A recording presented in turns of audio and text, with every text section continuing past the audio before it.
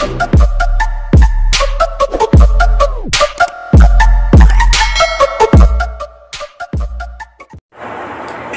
mga master! Welcome back to our channel! Panibagong araw, panibagong kabanata na naman ang pagsamasamahin natin ngayong araw na ito.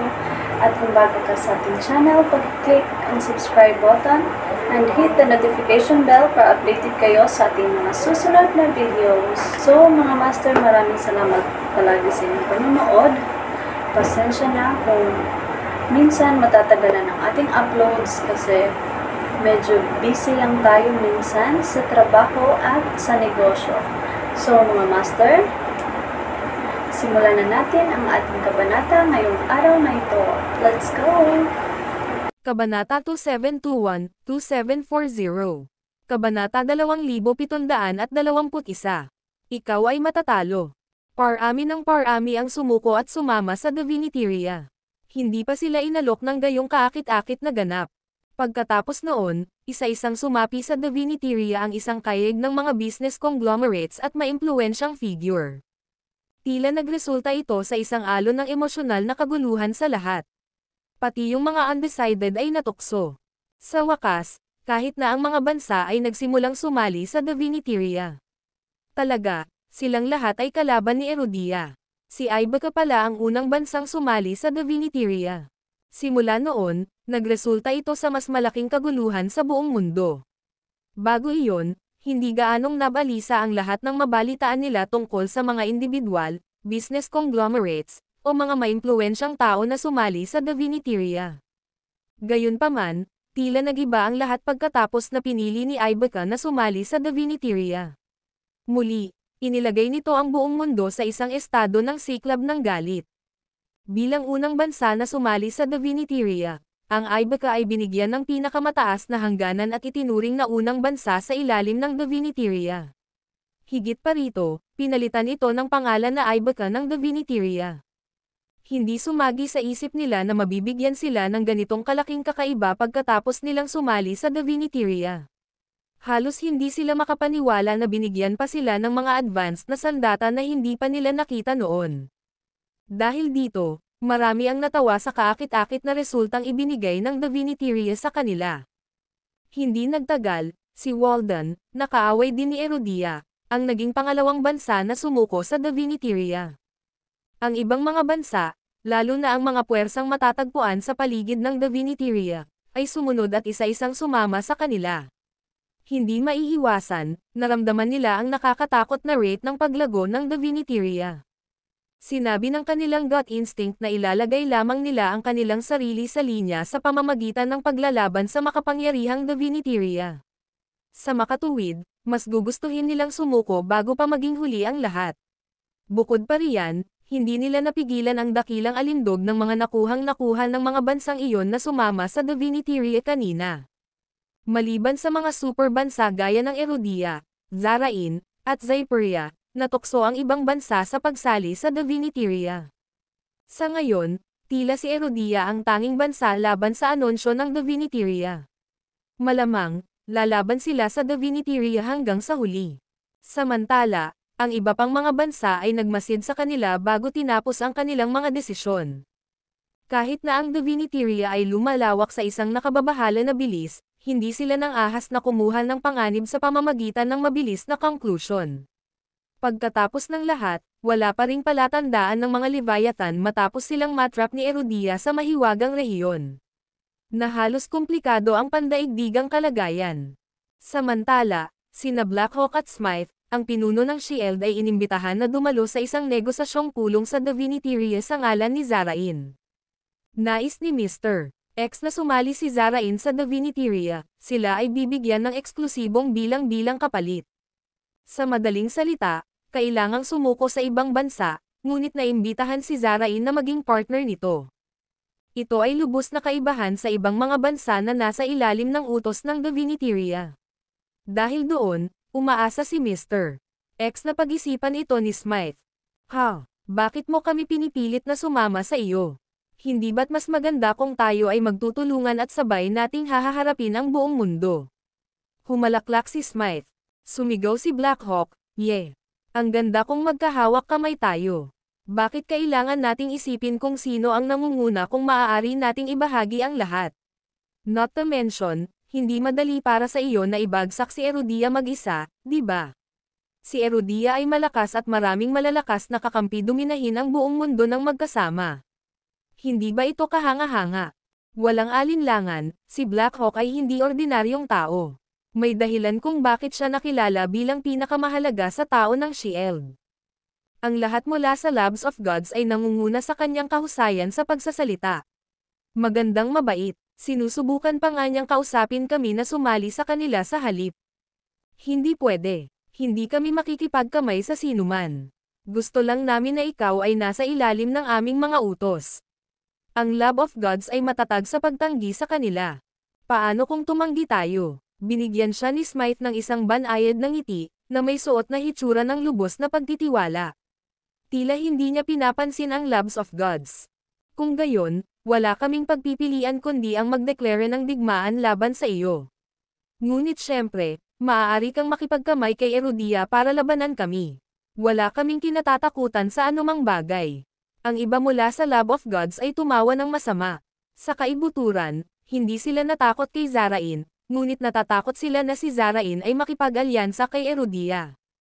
Nang marinig iyon, hindi napigilan ni Smite na matuwa at ngumiti. Napangiti ang mga labi ni Black Hawk. Mukhang minamaliit mo ang kapangyarihan ni Erudia. Ha? Anong ibig mong sabihin? Malungkot na tanong ni Lucifer. Hindi mo ba alam na kakalabanin mo ulit si Levi Garrison? Siya ang naglagay sa iyo sa mainit na tubig ng maraming beses.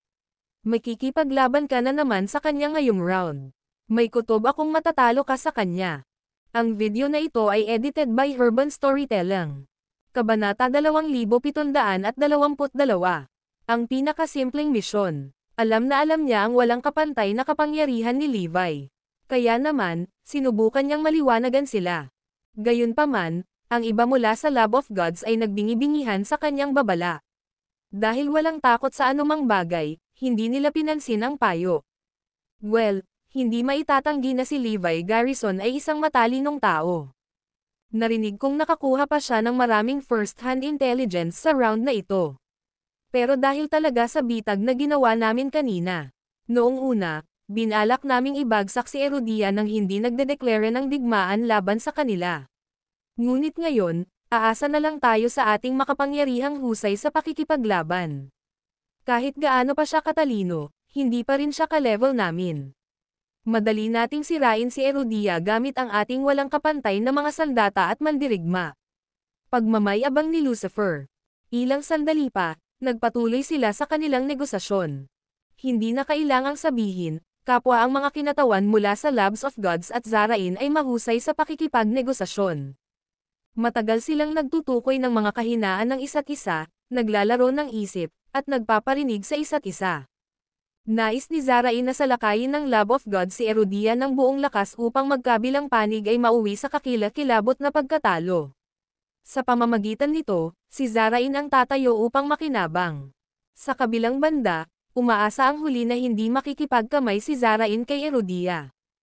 Pagkaraan ng ilang oras na pakikipag-ayos, sa wakas ay nababalot ng magkabilang panig ang kanilang ulo sa isipan ng isa't isa. Napangisi si Smite, nanunuya sa loob. Hiniling ng Lab of Gods na sumuko na tayo. Paf, iyon lang ang wishful thinking nila. Si Zarain ay walang takot sa kanila. Nakatingin sa futuristic na lungsod, siya ay ngumisi. Sa tingin mo ba ikaw lang ang nakakagawa ng ganitong uri ng tinatawag na futuristic city? Haha. Si Black Hawk, na nasa tabi niya, ay natulala. May iniisip din kaya si Zarain. Sigurado ako na ang mga nakatataas sa ating bansa ay naglilihim ng maraming bagay. Anyway, alam niya na hindi siya magkakaroon ng akses sa anumang confidential na mga plano ng bansa sa kanyang kasalukuyang antas. Ipinapalagay niya na mas madaling makakuha ng first-hand na impormasyon si Smite dahil sa kanyang posisyon bilang pinuno ng Shield. Pagkaalis ni Black Hawk at ng iba pa, lahat ng tao mula sa Lab of Gods ay nagsusuot ng matinding paghamak. Ang isa sa kanila ay sumigaw, nakakatawa. Paano niya masasabing magtataglay tayo ng malaking kawalan dahil kay Levi Garrison? Paanong posible na matalo tayo sa kanya ngayon? Hindi rin ako naniniwala sa mga salita niya. Di asterisk man ito. Paano siya magiging kumpiyansa? Muntik ko nang ilabas ang galit ko sa kanya kanina. Nagalit ang katabi niya. Sa kanilang lahat, si Levi ay isa lamang walang tao. Pero one thing for sure, magaling mag-skema si Levi Garrison. Baka hindi niya tayo matalo sa laban, pero nag-aalala ako na may minamanipula siya sa dilim. Kaya, hindi namin maaaring pabayaan ang aming mga bantay. Matieg ang paliwanag ni Mr. Oo, tuso siyang kasama. Sino ang nakakaalam, bulagin niya tayo anumang oras. Base sa natuklasan ko, siya ang nagsalita sa buong mundo para suportahan si Erudia. Nakipag-ay sa kanya ang ibang tao. Samantala, bumantong hininga ang ilan. Siya ay tila naglalaro ng ilang mga underhanded tactics. Walang alinlangan, siya ay magiging isang banta na mas malaki kaysa sa anumang mga super fighter. Pagkatapos ng ilang sandali na pag-isipan, sa wakas ay sumang-ayon sila na si Levi ay isang banta. Dahil malaking banta siya sa atin, bakit hindi natin siya tapusin kaagad? May tinuro. Akala ko kasi madali lang siyang patayin ng Pai, kaya hindi ako interesadong gawin iyon noong panahong iyon. Ngayon na siya ay nagiging sakit sa puwet, oras na para alisin natin siya. Confident na komento ng isa pang miyembro. Tama ka, mareresolba natin ang usapan sa pamamagitan ng pagpatay sa kanya, hindi ba? Iminungkahi ng ibang tao. Ang bawat isa ay kumuha ng parehong paninindigan at nadarama na dapat nilang alisin kaagad si Levi. Kung gayon, sino ang dapat na magsagawa ng pagpatay? Nag-aalalang tanong ni Mr. X. Mag-assign ka na lang ng kahit sino. Kung tutuusin, mahina siyang kuting. May insolent na sumagot, walang alinlangan, minamaliit nila ang galing ni Levi sa pakikipaglaban. Matapos silang suriin, nagpa siya si Mr. X at nagbilin, Lucifer, inatasan kitang gampanan ang misyong ito. Para play safe, magtatalaga ako ng isa pang 3 tao na sumama sa iyo. Jester King, Kraken, at Hell Witch, gusto kong tulungan mo siya. Pagkatapos ng lahat, ikaw ang kanyang pangunahing kaaway mula noong sinubukan mong patayin siya ilang taon na ang nakakaraan. Sana hindi mo ako pababayaan ngayong round. Lumapit si Lucifer at tiniyak siya, napansin, Mr. X. I bet hindi naaasahan ni Levi Garrison na papatayin natin siya. Pero sana hindi na mauulit ang kasaysayan. Huwag mong tapusin muli ang iyong katapusan kasama siya. Masyado akong mahihiya na hinihiling kay Dr. Erebus na iligtas ka ng marami. Paalala ni Mr. X. Huwag kang mag-alala. Pinahusay namin ng husto ang aming husay sa pakikipaglaban sa mga taong ito. Kami ay kasing lakas ng mga Diyos. Ang 4 sa kanila ay buuyed na may kumpiyansa. Matapos subaybayan si Levi, nagsimula silang pumatay sa kanya, umaasa na magawa ang tinatawag na simpleng misyon. Ang video na ito ay edited by Herban Storytelling. Kabanata 2723. Pagpupulong ng mga matandang magkaibigan. Hindi inaasahan ni Levi na may gustong pumatay sa kanya. Higit pa rito, ang taong iyon ay dati niyang kaibigan. Sama-sama silang namatay noong nakaraan. Pagkatapos ng maraming taon, malapit na silang magkita muli. Ano ang ginawa ni Levi sa lahat ng oras?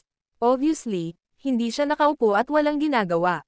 Itinoon niya ang lahat ng kanyang atensyon sa Lab of Gods. Ngayong may punong tanggapan ang Lab of Gods, alam na ng buong mundo kung nasaan sila. Iyon ay naging mas madali para kay Levi. Gayunpaman, nakikipag-usap siya sa Sacroria. Ang pinakamataas na modernong lungsod na iyon ay maaaring nakakatakot sa mundo, ngunit wala itong kahulugan para kay Levi. Ang higit na nag-aalala sa kanya ay si Sacroria. Hanggat hindi sumipot si Sacroria, hindi niya isisiwalat ang kanyang tunay na kakayahan. Sa sandaling iyon, inaayos niya ang buong sitwasyon sa command center. Sa tingin ko pupunta ako at mag-ikot sa Kirea at Raysonia. Sigurado akong may mga kaina-hinalang aktibidad na magaganap sa mga lugar na ito. Si Levi ay susuriin ng personal ang 2 lugar na iyon. Wala siyang ibang dinala maliban sa Mutant number 3 at nakakatakot na number 4. Sila ang magiging katulong niya. Ang iba ay ipinadala upang gawin ang kanilang mga gawain. Ang pinakamahalagang bagay ngayon ay ang pagmasdan ang futuristic na lungsod ng Lab of Gods. Sa sandaling dumating sila sa baybayin ng Raysonia, nagpadala kaagad ng signal ang fearsome number 4. Kasabay nito, naging alerto ang Mutant number 3 at naghanda para sa labanan. Naging maliwanag na may paparating. Tumawa ng malakas si Levi. Isa pa, naramdaman niya ang apat na nakakatakot na aura na naglalakbay sa bilis ng kidlat sa ilalim ng dagat. Mabilis silang lumapit sa direksyon niya. Ang mga kakayahan ng apat na iyon ay maaaring hindi mas mababa kaysa sa mga na-evolve tulad ng Eustace. Ang kanilang kapangyarihan sa pakikipaglaban ay tila pinalaki sa dagat. Siya ay walang pag-aalinlangan na ang kanilang mga kakayahan ay higit pa kay Eustace at sa iba pa. Mas malakas sila. Dapat ay galing sila sa Lab of Gods. Nandito ba sila para patayin ako? Nagulat si Levi. Hindi sumagi sa isip niya na may darating na pumatay sa kanya. Walang dahilan para gawin iyon ng sinuman. Kung tutuusin, siya ay isang mahina sa isip ng lahat hanggang ngayon. Sa wakas ay naintindihan na ni Levi. Pagkatapos maging commander, naging banta siya sa Lab of Gods. Kaya nga gusto nilang patayin siya. Bukod doon, wala nang ibang maisip si Levi na dahilan. Ang Mutant number 3 at ang nakakatakot na number 4 ay nakakaramdam ng paparating na panganib, at handa silang lumaban. Sa halip, ikan-away ni Levi ang kanyang kamay. Gusto niyang makita kung sino sila bago kumilos. Makalipas ang halos 1 minuto, biglang nagbago ang dagat. Isang malaking whirlpool ang lumitaw sa ilalim ng barko ni Levi at nilamon ang barko. Parang kumukulo ang buong dagat.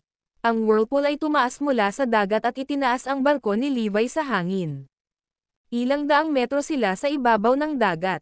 Talagang nakakatakot. Kung nangyari iyon sa ibang tao, nabigla sila. Boom! Sinundan iyon ng malakas na tunog. Ang whirlpool at ang malalaking alon ay nawala. Agad na bumaba ang barko ni Levi at dumaong sa ibabaw ng dagat na may napakalaking splash. Sa sandaling ang barko ay nagpatatag sa sarili, 4 na lumitaw ang lumitaw na sa kubyerta. Sila ay sina Jester King, Lucifer, at 2 iba pa. Matandang kaibigan, matagal na. Bati ni Lucifer. Sabik na ngumiti ang iba sa kanila at tinitigan si Levi na parang naghihintay na katayin. Isang masayang okasyon talaga ang makilala ang mga dating kaibigan. Kinikilig din si Levi. Hindi ko inaasahan na makikita ko kayong lahat. Ito ay isang coincidence. Bagamat mas maaga pa niyang na-detect ang presensya nila, hindi niya nakilala ang mga ito dahil natakpan sila ng superpower ni Kraken mula noong naglalakbay sila sa karagatan. Mahirap para sa kanya na matukoy ang pagkakakilanlan ng 3 pa. Sa ngayon, sa wakas ay nakilala na niya ang mga ito. Tuwang-tuwa rin si Levi. Hindi niya inaasahan na makikita niya ang mga dati niyang kaibigan o kalaban. Nagkataon lang. Ha ha ha ha. Tumawa ng malakas si Levi. Nakaramdam siya ng kaunting pagkabagot noong una. Lahat ng isang biglaang, ang mga bagay ay naging mas kawili-wili sa kanya. Kung masasaksihan ng iba ang kasalukuyang eksena, iisipin nila na ang magkabilang panig ay matalik na magkaibigan. Ang video na ito ay edited by Urban Storytelling. Kabanata 2724. Mga mahina na Diyos. Sa simula pa lang, nagtatawanan na ang magkabilang panig. Nagtanong si Levi, noong pareho tayong namatay, may nagligtas ba sa iyo?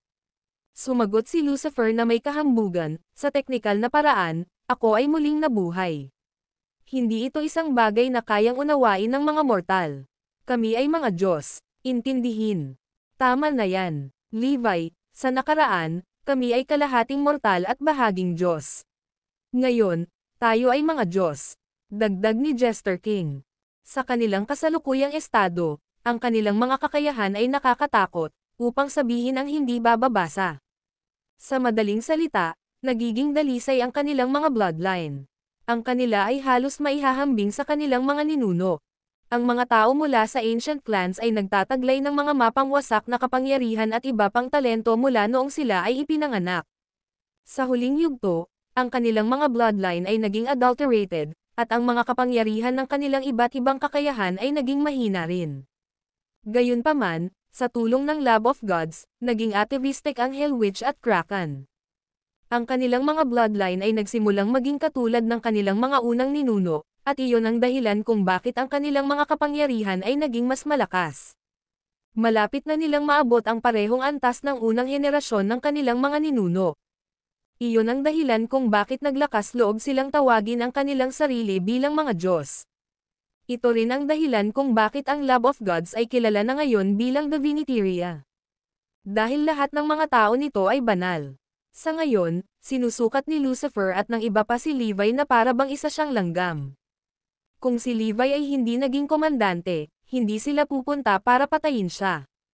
Ibabalang niyan ang mga status nila. Ang isang mortal ay hindi ginagarantiyahan ang gayong pagkilala mula sa mga Diyos.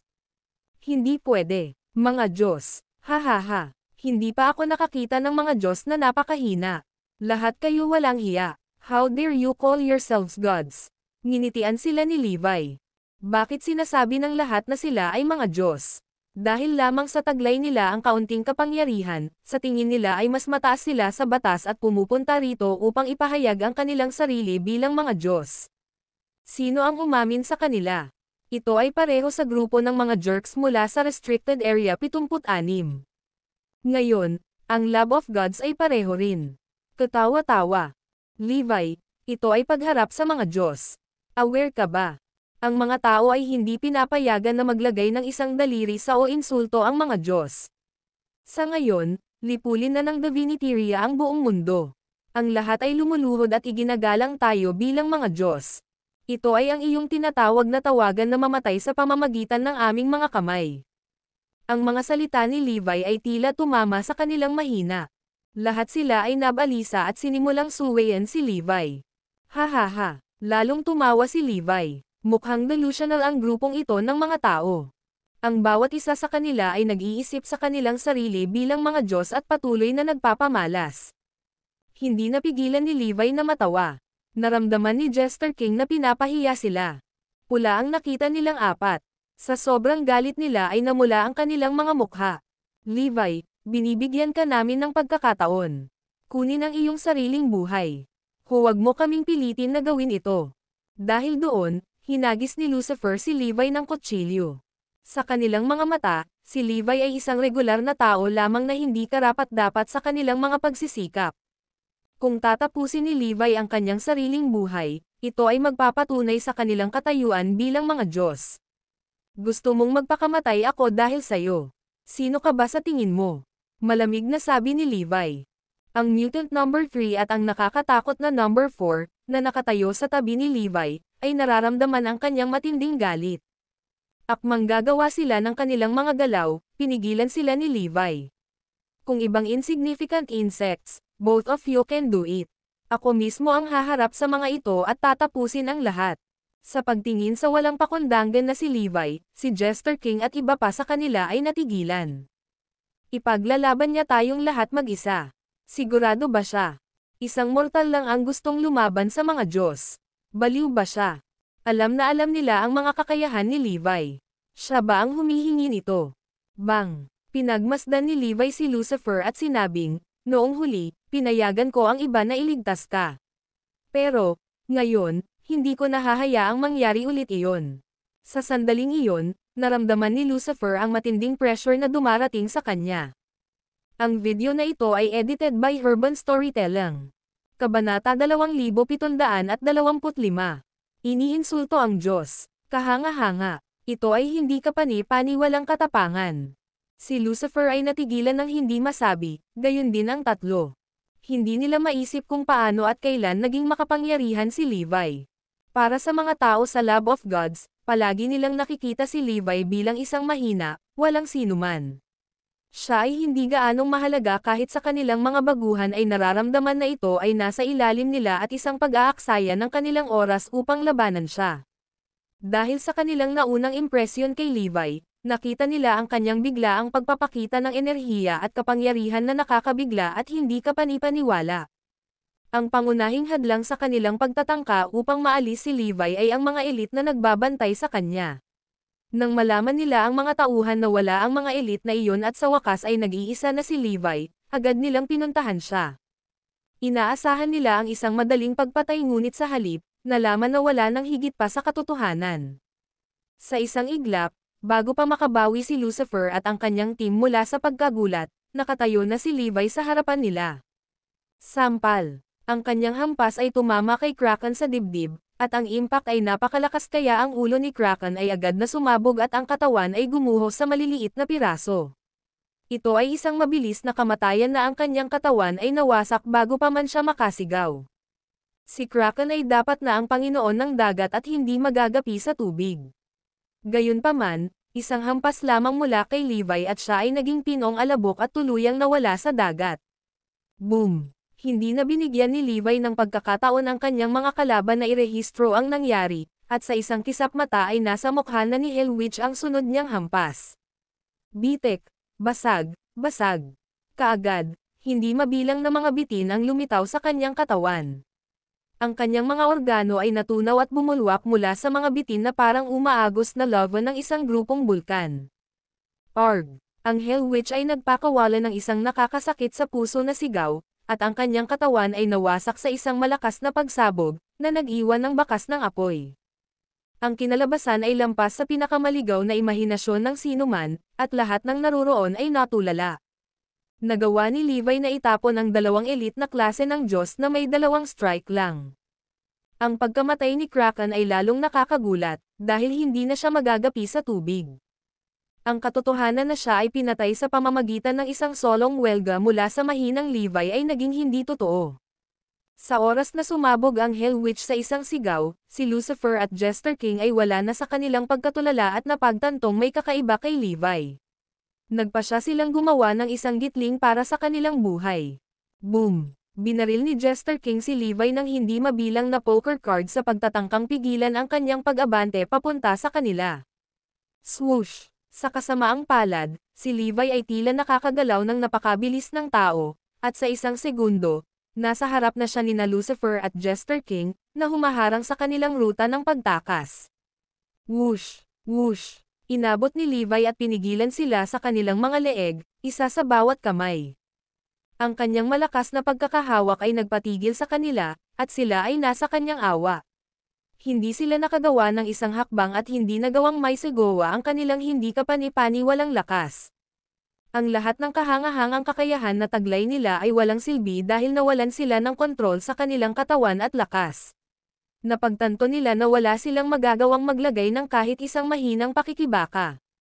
Ipinagmamalaki nila ang kanilang sarili sa pagiging isang liga na higit sa karaniwang tao. Sila ay purong lahi na inapo ng ancient clans, na biniyayaan ng mga superpower. Nakakahiya na makitang kayang kontrolin sila ng isang karaniwang tulad ni Levi sa isang kamay. Iyon ang nakitang insulto sa Lab of Gods. Wala silang paraan para maibulalas ang kanilang nakakulong na pagkadismaya dahil wala lang silang lakas na sumigaw. Ito ay baliw na nakakadismaya para sa dalawa. Sila ay dumadaan sa isang nakakabaliw na emosyonal na roller coaster sa loob, ngunit sa pisikal ay pa rin sila at malota na parang basahan. Ang pakiramdam ng kawalan ng kakayahan ay labis na pahirap, at ito ay mas nakakainsulto na ang kanilang nagpapahirap ay isang taong pinaalis nila bilang isang pushover. Paano mo kami pinapahiya ng ganito? Binigyan nila si Levi ng nakakamatay na tingin at sinumpa at isinumpa siya sa kanilang mga puso. Ang video na ito ay edited by Herban Storytelling. Kabanata 2726. Hindi ikaw ang una. Ang tanging magagawa nila ay walang magawang tiisin ang pahirap. Nang kumalas si Levi sa pagkakahawak sa kanila, sa wakas ay nakapagsalita na sila. Sa kabila ng pag-alam na ito ay magiging isang walang saysay na pakikibaka, nagpatuloy pa rin sila sa pagtahol ng kanilang ulo. How dare you, Levi? Alam mo ba kung ano ang kahihinatnan ng pakikipaglaban sa mga Diyos? Sinimulan ni na Lucifer at Jester King ang pagbabante kay Levi. Hindi lang ako lalaban sa iyo, kundi papatayin din kita. Nginitian sila ni Levi bilang ganti. Patayin kami. Patayin ang mga Diyos. Mayroon ka bang lakas ng loob na gawin iyon? At sa tingin mo ba ay kaya mong gawin iyon? Sigaw nila. Ito ay isang kasuklam-suklam na pag-iisip na isang karaniwang tao ay maaaring pumatay ng mga Diyos. Hindi nila matanggap ang ideya na isang posibleng tagumpay, sa kabila ng kanilang nasaksihan ang pagkamatay ni Hellwitch at Kraken. Tumawa ng malakas si Levi at sinabing, may masamang balita ako sa iyo noon. Hindi ikaw ang unang Diyos na papatayin ko. Nawala na ako sa bilang, ngunit dapat ay may ilang daan man lang bago ka. Hindi ito isang laman na pagyayabang, dahil hindi nag-abala si Levi na binitawan ang kanyang mga biktima sa Restricted Area 76. Ano? Napasigaw si Jester King at Lucifer sa gulat at takot nang marinig iyon. Masasabi nilang hindi nagsisinungaling si Levi at ang ibig sabihin ng bawat salitang sinabi niya. Ginawa niya talaga yon. Tumingin sila ng hindi makapaniwala habang nagpatuloy si Levi. Sa huling pagkakataon na nakilala ko ang ilang mga lalaki na tinawag ang kanilang sarili na mga Diyos, tinapos ko sila. Ikaw na ang susunod. Ano? Kahit na matalino sila, agad na pinagsama ni Jester King at Lucifer ang puzzle at napagtantong tinutukoy ni Levi ang mga lalaking iyon sa Restricted Area 76. So wala na yung mga yon. Nakita na nila ang mga tauhan ni Levi na kumikilos at inakala nilang sila ay may pananagutan, ngunit sa sandaling iyon, napagtanto nila kung gaano nila mali ang paghusga kay Levi. Ang lahat ng mga nawawalang piraso ng puzzle ay nahulog sa lugar, at lahat ay naging perpektong kahulugan pagkatapos nilang mapagtanto na si Levi ang isa. Nakalulungkot, hindi na mahalaga ang katotohanan. Malamig na sinabi ni Levi, "Adios, mahal kong mga kaibigan." Basag, basag. Sa pamamaalam na iyon ay hinigpitan niya ang pagkakahawak sa kanilang leeg.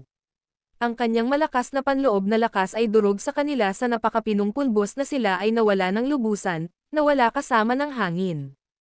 Hindi sana pinangarap ni Jester King, Lucifer, Hell Witch, at Kraken na ang simple na misyon na kanilang pinagdaanan ay magiging huli nila. Sinong mag-aakala na isang mahihinang tulad ni Levi ang makakapatay sa kanila? Ito ay hindi akalain at hindi kapanipaniwala. Ang apat ay tuwang-tuwang pumunta sa misyon na iniisip na ito ay magiging madali. Hindi nila akalain na iyon na ang huling paglalakbay nilang magkasama, at ito ay isang paglalakbay sa impyerno. Matapos tanggalin ang apat, tumawa at nguya si Levi, "Hahaha. Tingnan natin kung paano ka makakagawa ng revival sa pagkakataong ito. Diyos, sige at ipagmalaki mo ang lahat ng gusto mo, ngunit ikaw ay mali at mortal tulad ng iba." Ang Mutant number 3 at Fearsome number 4 ay tumawa rin ng malakas, na tinutuya ang mga nagpapakilalang Diyos na iyon. Sila ay mga tao lamang ng magkaibang lahi. Ito ay walang muwang sa kanila na isipin na sila ay nakatataas kumpara sa iba, at ang lahat ay dapat yumukod ng buong pagpapakumbaba sa kanila. Kung kayo ay mga Diyos, ano ako? Ngumisi si Levi. Bagamat hindi niya dapat ipagmalaki ang kanyang kagalingan hanggang sa lumitaw si Sacroria, nangatuwiran siya na hindi siya maaaring maupo at patayin ng apat na ito na naghahanda sa kanyang buhay. Kaya naman lumaban siya. Inakala niyang walang makakaalam tungkol dito, dahil hindi niya sila binigyan ng pagkakataong magpadala ng anumang senyales ng pagkabalisa. Hindi na maibabalik ang ginawa. Bagamat dapat ay lantaran lamang niyang ipakita ang kanyang husay sa kanyang pakikipaglaban sa Sacroria, ngunit dahil walang nakasaksi sa kanyang mga pagpatay, walang makakaalam kung nanatili siyang walang imak.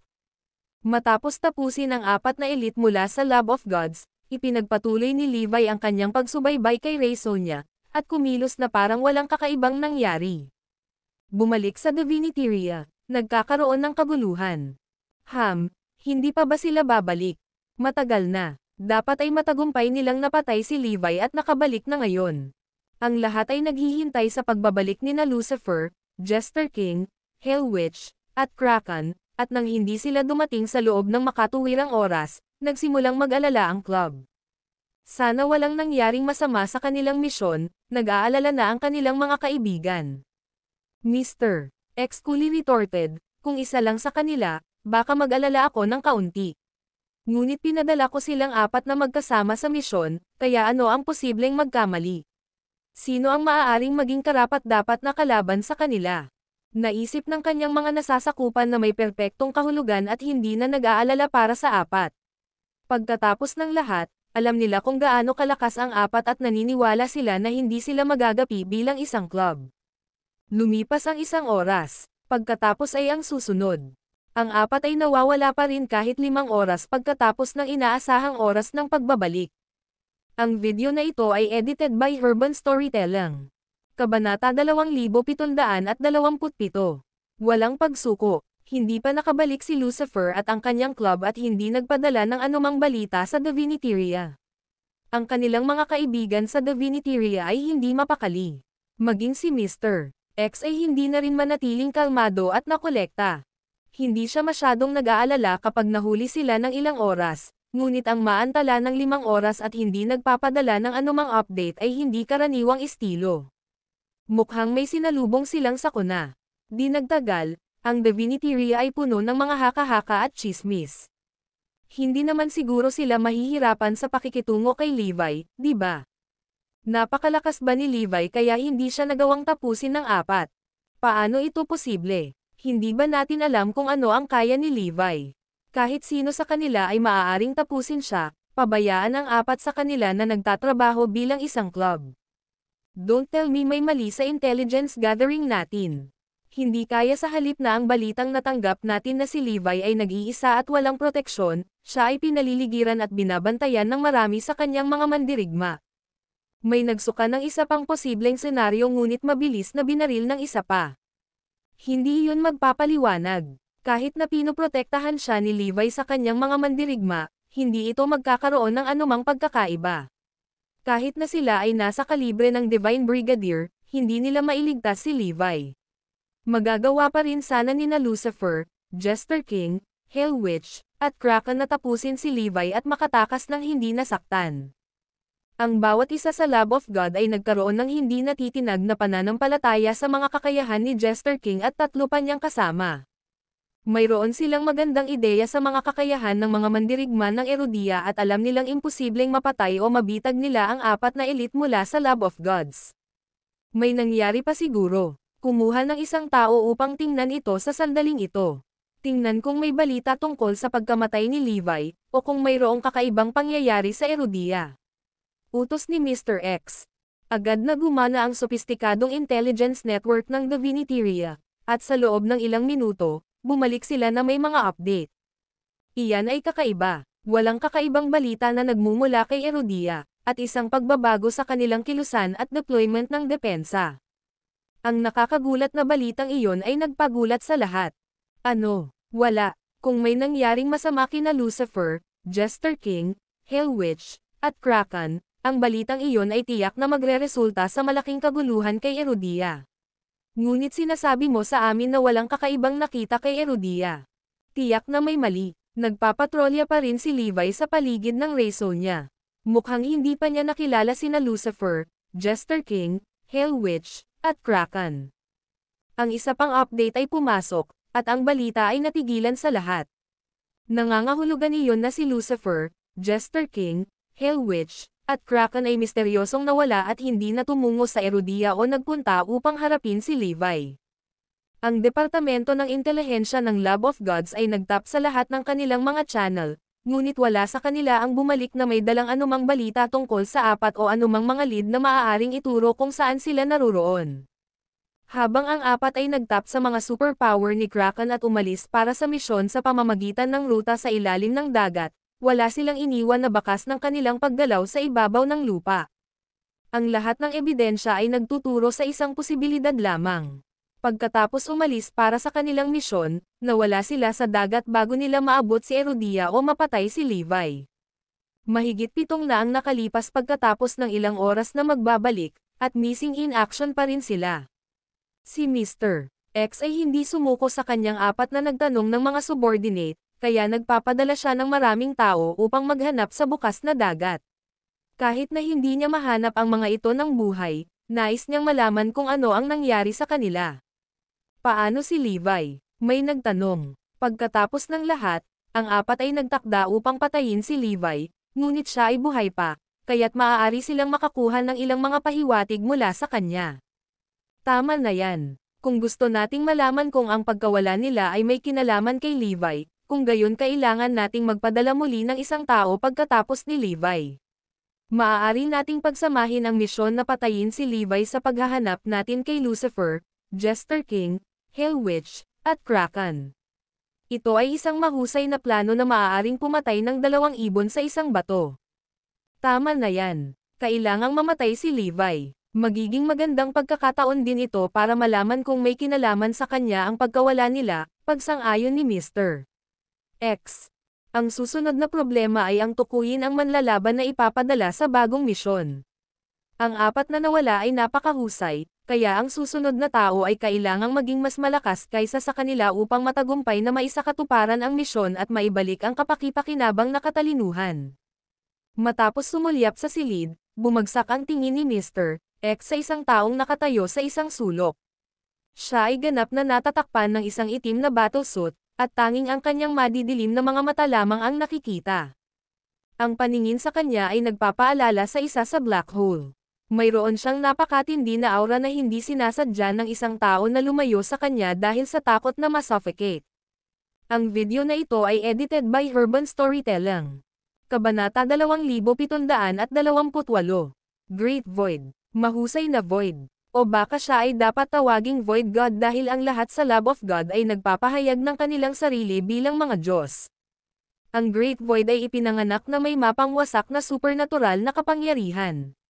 Ang lahat ng nabubuhay na bagay na napalapit sa kanya ay sisipsipin ang kanilang sigla at enerhiya mula sa kanila hanggang sa sila ay maging malota na mga bangkay. Maaari pa nga niyang pisikal na iguhit ang mga nabubuhay na bagay at mawala ang mga ito sa kanyang katawan, isang katawan na tila walang kapasidad. Hindi nagtagal, iniwasan siya ng lahat tulad ng salot. Pagkatapos lamang niyang makilala si Dr. Erebus ay nakakita siya ng pag-asa. Tinulungan siya ni Dr. Erebus na magkaroon ng kontrolin ang kanyang kapangyarihan. Ang kanyang superpower ay katulad ng kapangyarihan ng Divine Extraction Technique ni Erudia. Maliban sa kanyang kakayahan ay hindi isang nilinang nakasanayan kundi isang likas na talento. Ang diwa ng parehong Divine Extraction Technique at ang kanyang talento ay pareho. Parehong pinaganya ang mga tao na magiging mas malakas sa pamamagitan ng pagkonsumo o pagkuha ng kapangyarihan at enerhiya ng ibang tao. Ang Great Void, kasama ang kanyang minanang bentahe ng gumawa ng walang limitasyong dami ng enerhiya, ang dahilan kung bakit maaaring magsagawa ng mga eksperimento ang Lab of Gods upang lumikha ng biolohikal na katawan ni Karsten.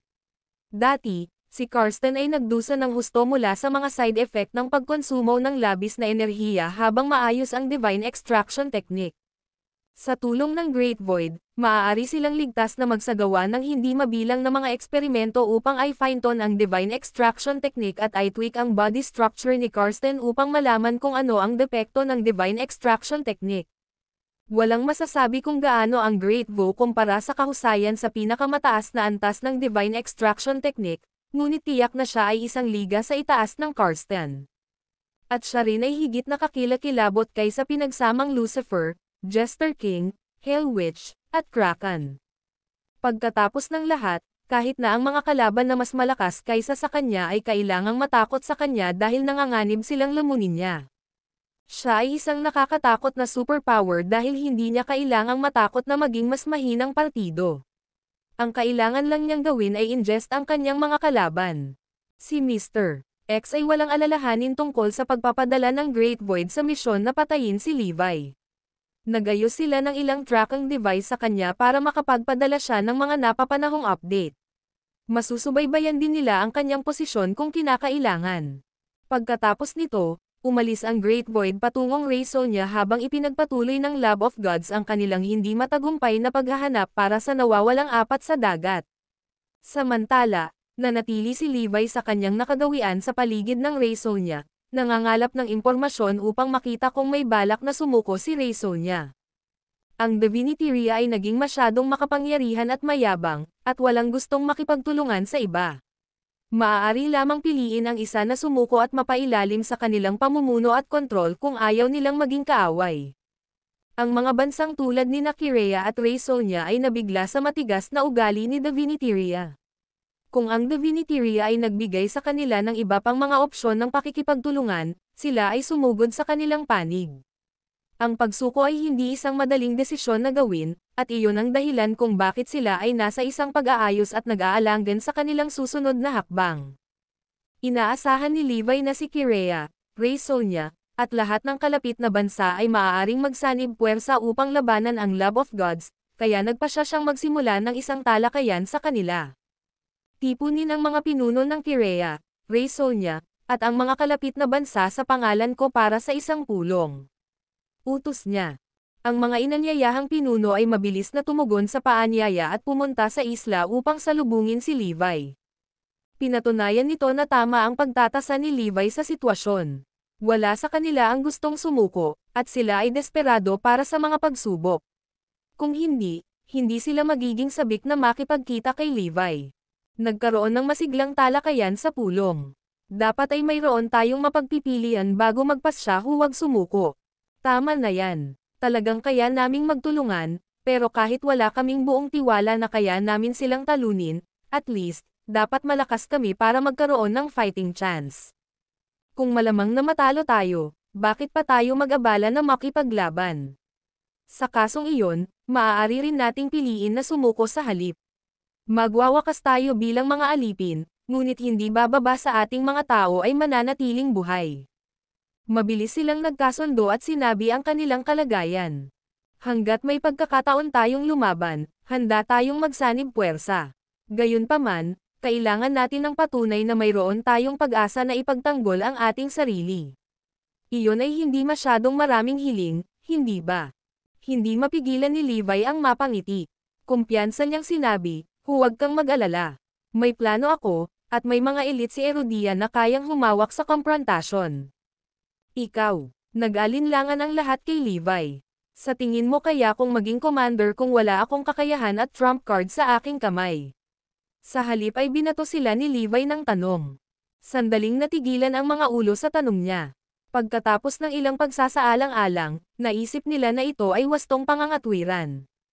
Si Levi ay napakalma at nakolekta, kaya kailangan niyang magkaroon ng ilang trump card sa kamay. Nang magkasundo na sila at magpapatupad na sana sa kasunduan ng mga kaalyado, biglang bumagsak ang mukha ni Levi. Ang video na ito ay edited by Urban Storytelling. Kabanata 2729. Levi chickens out. May tao na naman dito. Nakita na ni Levi ang pagdating ng kanyang kalaban, nagulat na ang Lab of Gods ay kumilos ng napakabilis at nagpadala ng isa pang mandirigma upang kitilin ang kanyang buhay sa lalong madaling panahon. Ang Mutant number 3 at Fearsome number 4 senses ay nag-alerto din sa kanila sa pagdating ng isang di-friendly na party. Bagamat ang mga pinuno ng ilang bansang nagtitipon sa isla ay may kasamang mga mandirigma, ang mga mandirigma na iyon ay malayo sa pagiging elite at walang kaalam-alam pa rin sa paparating na mga panganib. Maya-maya, isang malakas na boses ang bumungad sa hangin. Alamin ang iyong katapusan, Levi. Agad na nagbago ang kalangitan sa itaas ng isla na parang biglang dumating na bagyo. Ang mga mandirigma na dumating kasama ang mga pinuno ng maraming bansa ay agad na pumasok sa high alert mode at nagtipon sa paligid ng kani-kanilang mga boss habang iniskan nila ang pinagmulan ng kaguluhan. Sa isang iglap, lumitaw ang isang madilim na figure, na lumilipad sa himpapawid tulad ng isang firebolt. Great Void ay ginawa ang kanyang hitsura. Ang kanyang presensya ay nagdadala ng nakakatakot at madilim na kalooban. Parang may lumitaw na black hole at handang lunukan lahat ng malapit dito. Nataranta ang mga ulo at kusang tumakbo palayo sa biglang pumasok. Nang nasa malayo na sila ay huminto sila upang tingnang mabuti ang Great Void. Tigilan mo siya. Ang ulo ni Kirea ay sumigaw ng isang utos, at ang mga mandirigma na nakapaligid sa kanya ay agad na sumugod patungo sa Great Void. Buzz! Isang nakakakilabot na eksena ang naganap. Ang mga mandirigmang iyon ay agad na kinain ng Great Void, at ang natitira na lang sa kanila ay ang kanilang mga kalansay. Nakakagigil na tanawin iyon at lahat ay napanganga sa takot. Sa mismong harapan nila, nilamon ng buhay ang kanilang mga kababayan. Siya ay mula sa Lab of Gods. Retreat. Mabilis. Maraming mandirigma pa rin ang magiting na nagsisikap na palayasin ang Great Void, ngunit lahat sila ay nakatagpo ng isang trahedya na wakas.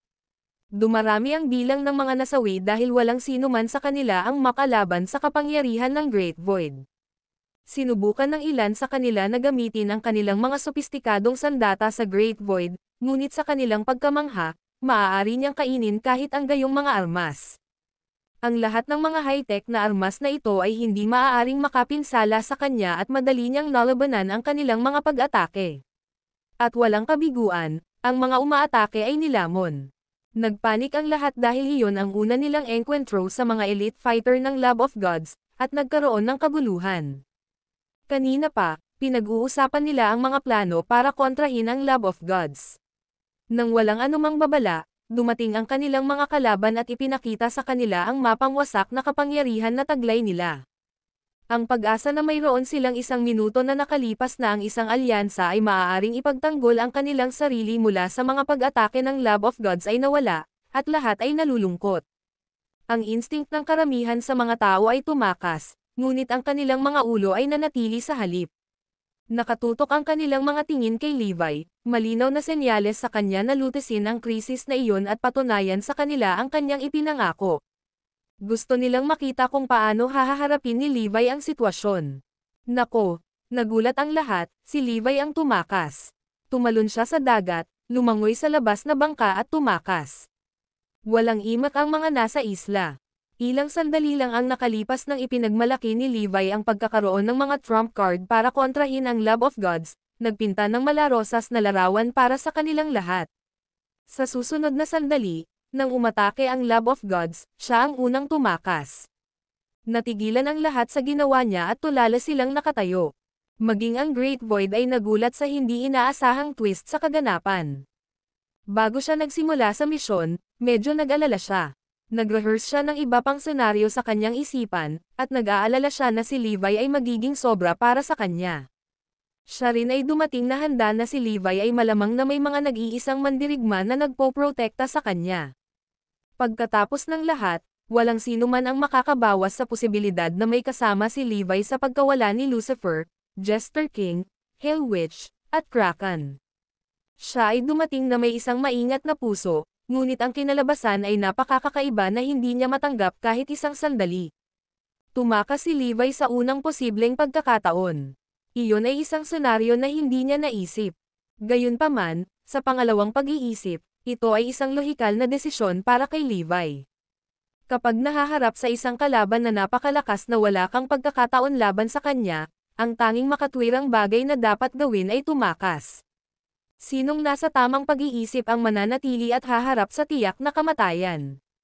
Nang i-transmit ng Great Void ang mga visual pabalik sa Lab of Gods, saglit na nagulat ang kanyang team sa nakita rin nila. Pagkatapos, nakahinga ng maluwag ang lahat. Ang pagkilos ni Levi ay ganap na normal at makatuwiran. Tama ang desisyon niyang tumakas.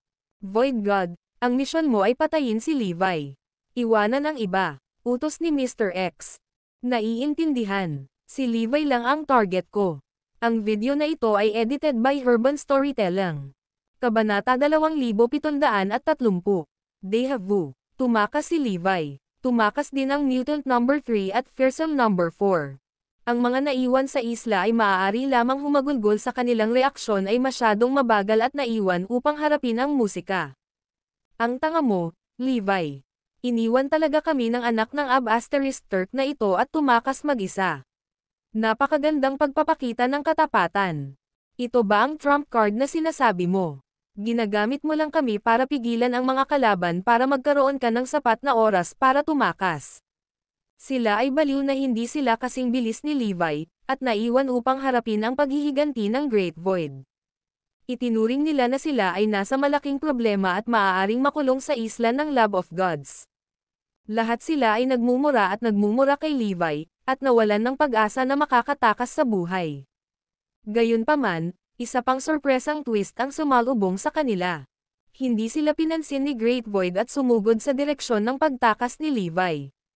Ha? Ano ang nangyayari? Iniwan niya tayo. Ganun na ba tayo kawalang kwenta sa paningin nila? Nataranta ang lahat sa naging desisyon ni Great Void hanggang sa may nagsabing, siguro partikular siyang dumating para kay Levi. Noong una siyang nagpakita, sinisigawan niya si Levi na wakasan na siya. Kaya kami ay sadyang malas na nasa maling lugar sa maling oras. Ang pagsasakatuparan na iyon ay isang kaginhawaan sa lahat ng naruroon. Grabe naman si Levi. Siya ang naging bite ng kaguluhan, ngunit siya rin ang unang tumakas, na iniiwan sa amin upang harapin ang kanyang mga gawa. Alis na rin tayo dali hanggat kaya pa natin. Sino ang nakakaalam kung ano ang maaaring mangyari pagkatapos nito? Sa paalala na iyon, ang lahat ay nagmamadaling umalis sa isla at umuwi. Ang Great Void ay hinahabol ang tumatakas na si Levi. Walang makakatakas sa akin, Levi. Sigaw niya. Ang club ng Lab of Gods ay nasa sabik at nasiyahan sa pag-unlad. Ang pagpapakita ng kaduwagan ni Levi ay nagpatunay na ang kanilang paghatol sa kanya ay tumpak. Isa pa, Patakbo ito na ang pagkawala ng kanilang apat na elite ay walang kinalaman kay Levi. Hindi nagtagal at naabutan ni Great Void si Levi. Bago siya makapaglansad ng pag-atake, tumalon si Levi sa tubig at nawala sa malalim na karagatan. Hindi pa siya papakawalan ni Great Void, kaya agad siyang sumunod. Si Levi ay matulin sa tubig at nagawang mapanatili ang isang disenteng distansya mula sa Great Void. Ang paghabol ay labis na nakakabigo para sa Great Void. Siya ay may malaking pagmamalaki sa kanyang sariling lakas, at ang katotohanan na nabigo siya na patayin si Levi hanggang ngayon ay isang insulto sa kanya. Ang pag-iisip na siya ay kinukutya dahil sa hindi pagtupad sa pagpatay kay Levi ay labis na hindi niya kayang tiisin. Ang kanyang pagkabigo ay pinalabo ang kanyang paghuhusga, at siya ay patuloy na hinahabol ng hindi humihinto upang muling pag-isipan ang kanyang diskarte. Mag-ingat ka, baka dinadala ka ni Levi sa panganib. Sigaw ni Mr.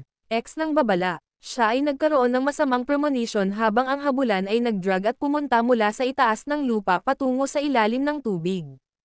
Gayunpaman, nalampasan ng mga emosyon at pagkabigo ang pangangatuwiran ni Great Void, at hindi niya pinansin ang lahat ng mga babala. Ang kanyang isip ay naghabol sa paghabol kay Levi at pinapatay siya. Lumangoy ang dalawa sa sobrang bilis na nagkaroon ng lag sa mga visual na ipinadala mula sa kanyang mga device pabalik sa Lab of Gods. Nawalan ng oras si Great Void at pagkatapos lumangoy sa hindi kilalang tagal ng panahon, natagpuan niya ang kanyang sarili sa kailaliman ng karagatan. Lumalabo ang paligid, at mas naging masungit ang kapaligiran. Gayunpaman, si Levi ay hindi nagpakita ng tanda ng paghinto, at syempre, ang Great Void ay patuloy na susundan siya. Habang hinahabol niya, sa pagtatangkang pabagalin si Levi, sinimulan niyang sipsipin ang lahat ng dinadaanan niya. Sa pagkilos na iyon, ang sahig ng karagatan ay naging napakagulo at walang pagkakatulad ng normal.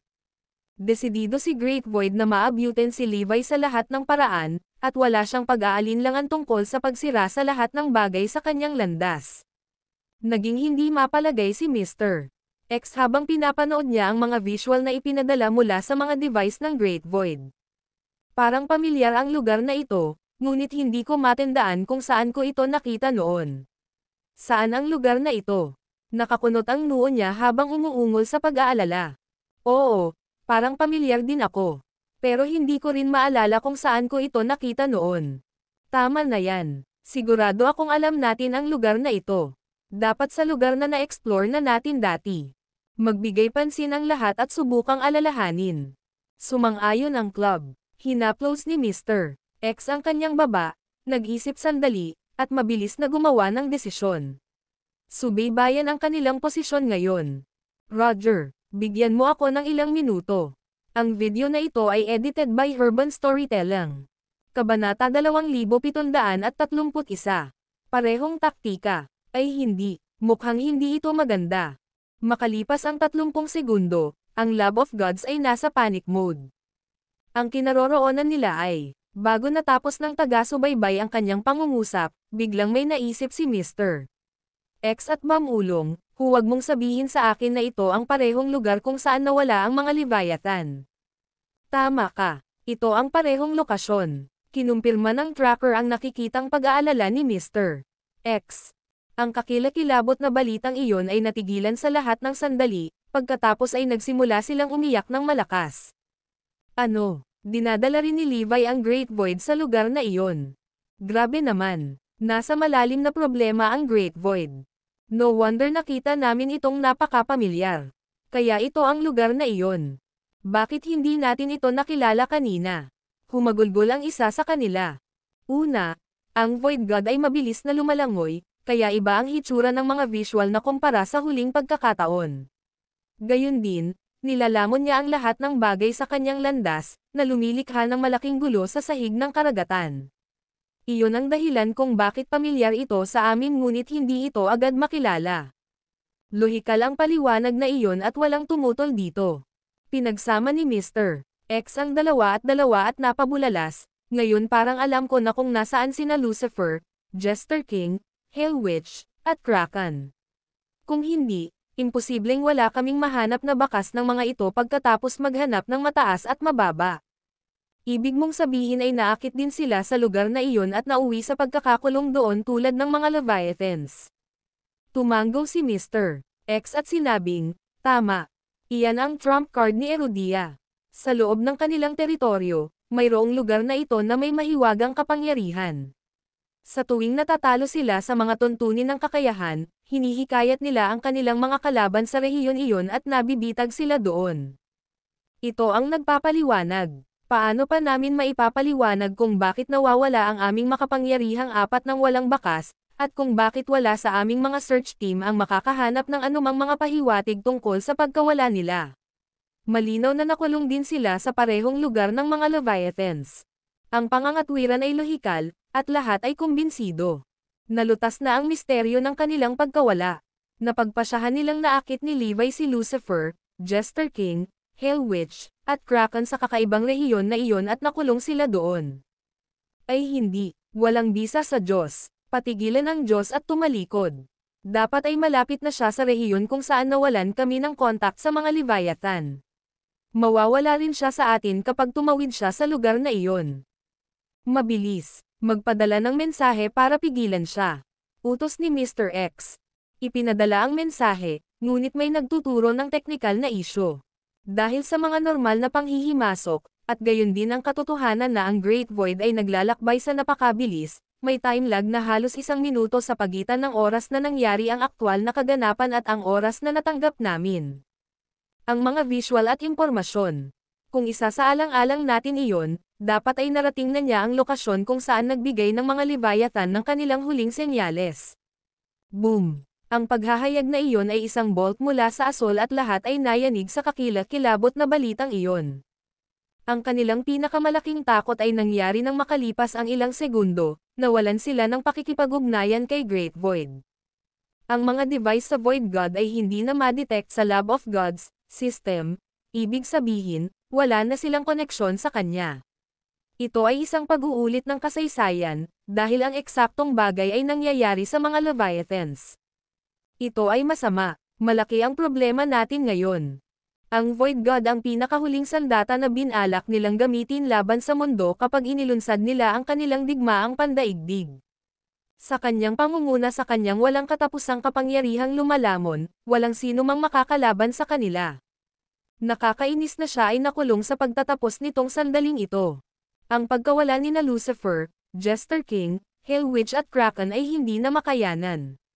Ang pagkawala din ng Great Void ay isang epic na sakuna. So ano ang dapat nating gawin ngayon? Ang mga tao sa Lab of Gods ay nasa dulo ng kanilang talino.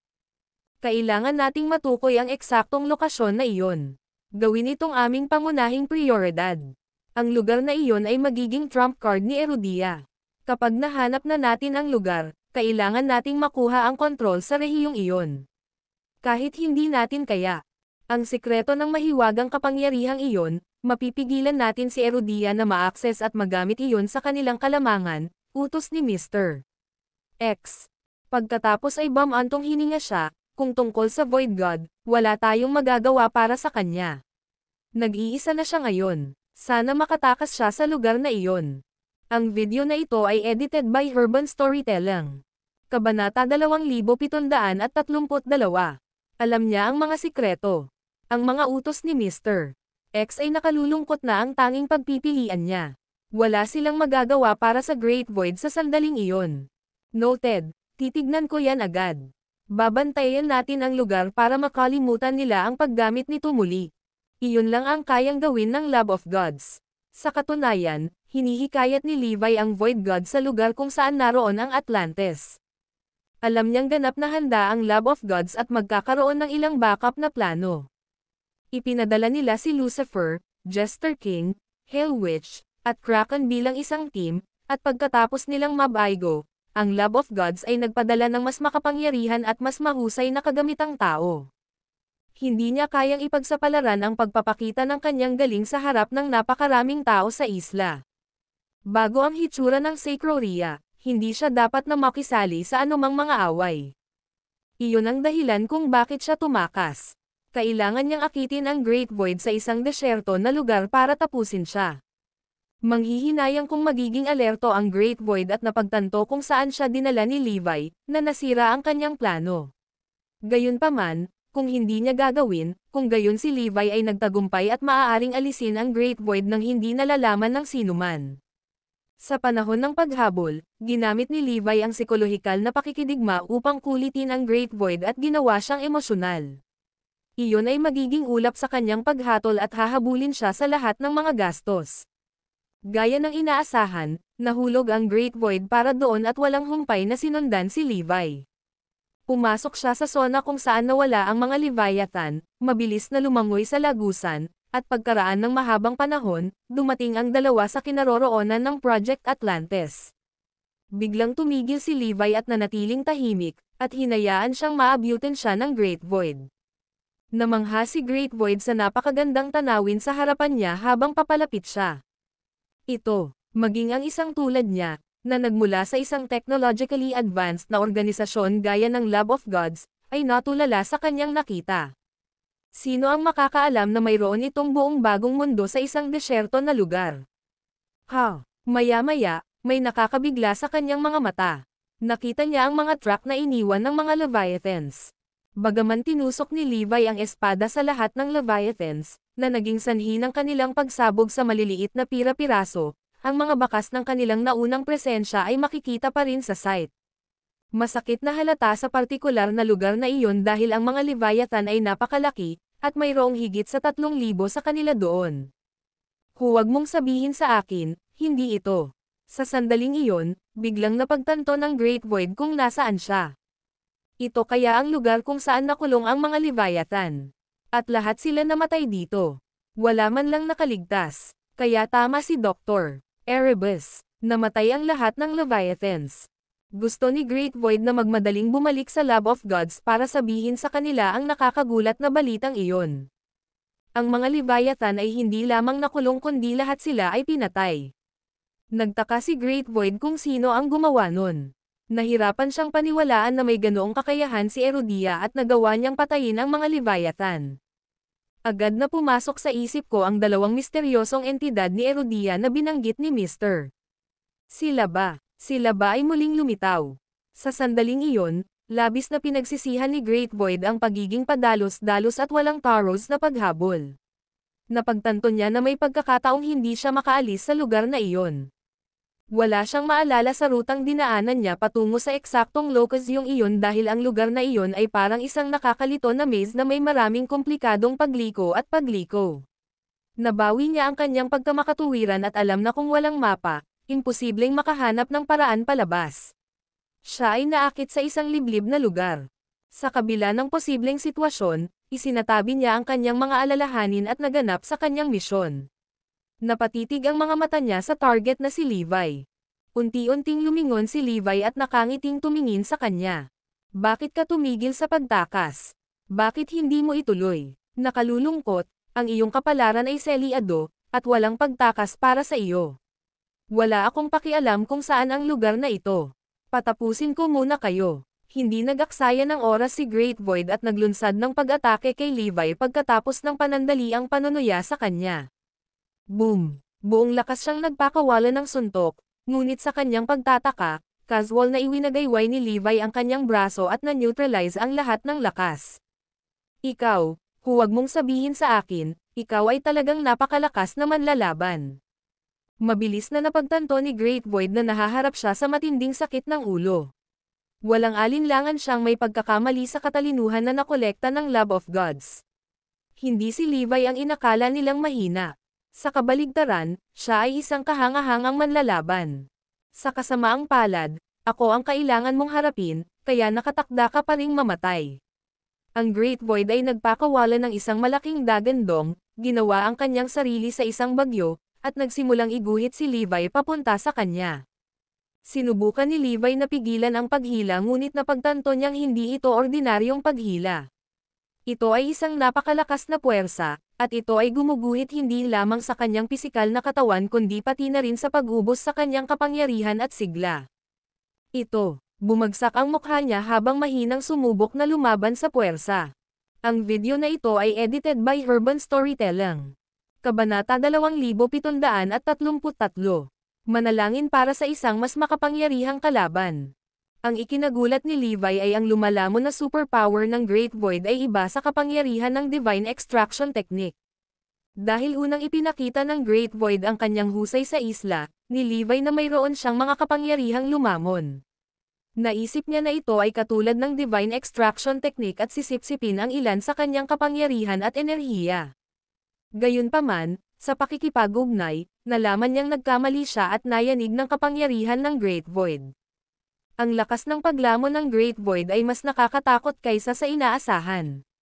Kaya niyang lumunin ang lahat, kasama doon ang enerhiya, pisikal na katawan, espiritu, at kaluluwa ng isang tao. Ang hamon ay ang pagkawala ng malay na naramdaman ni Levi habang sinimulan ng Great Void ang kanyang espiritu.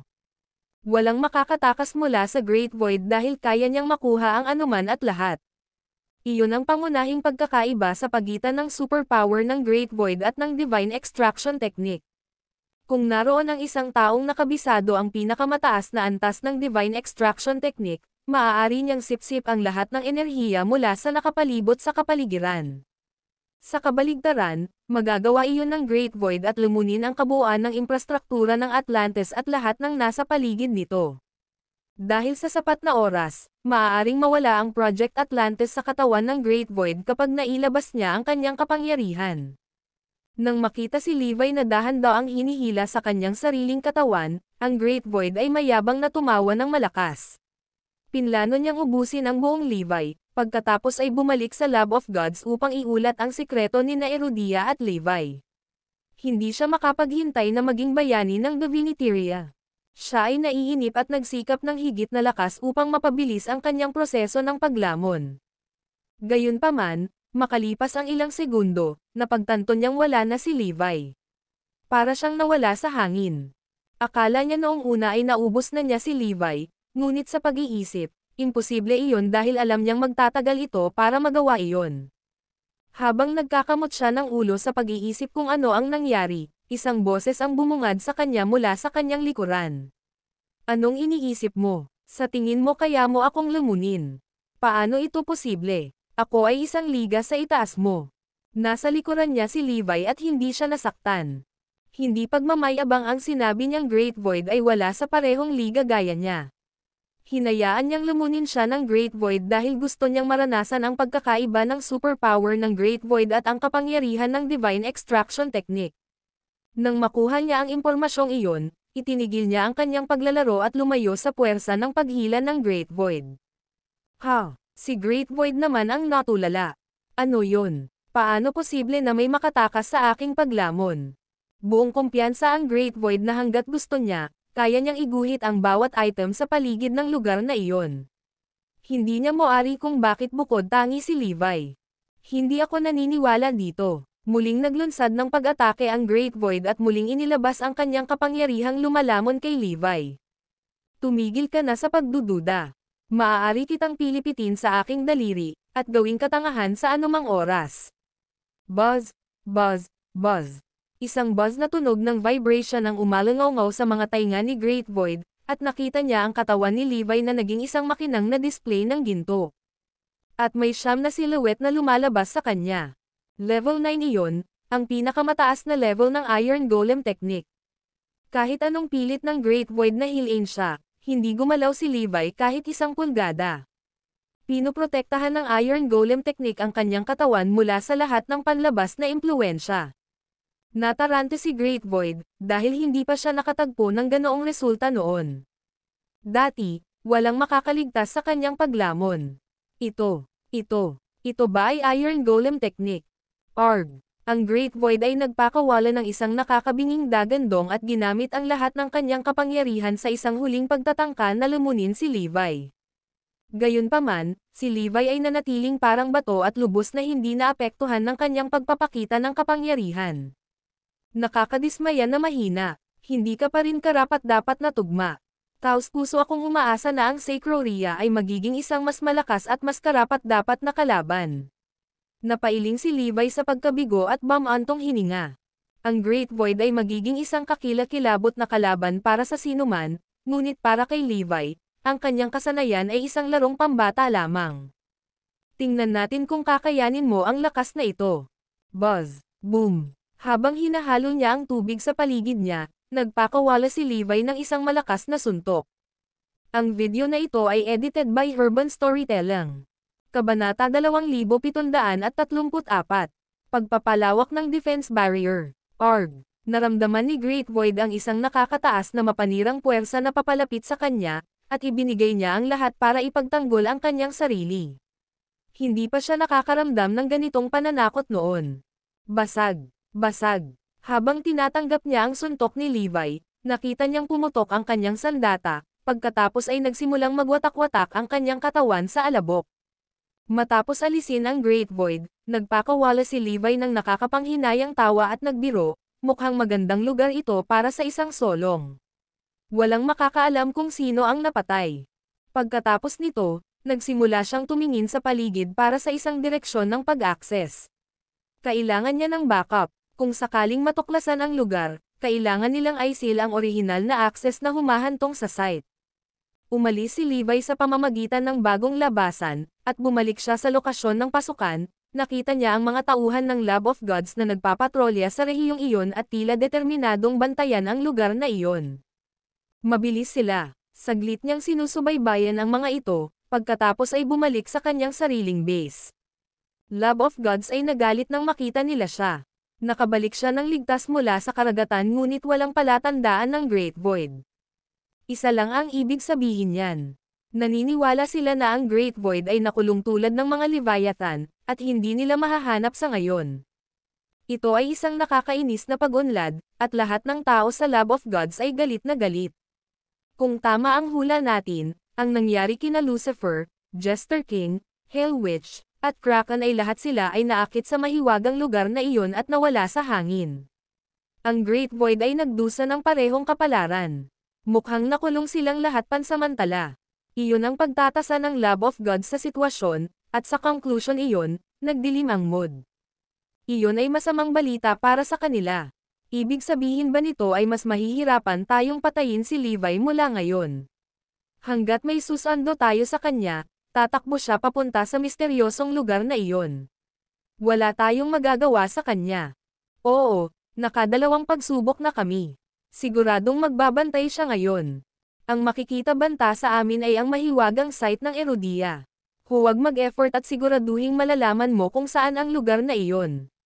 Galit na galit si Mr.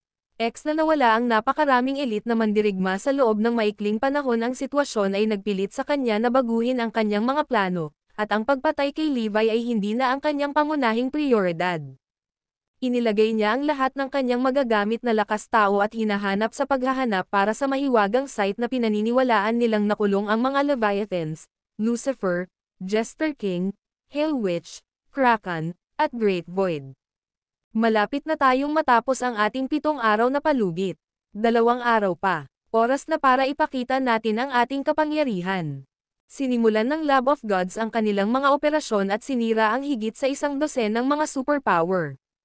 Ipinakita nila sa mundo ang dati nilang nakatagong mga lihim na armas at mga piling mandirigma.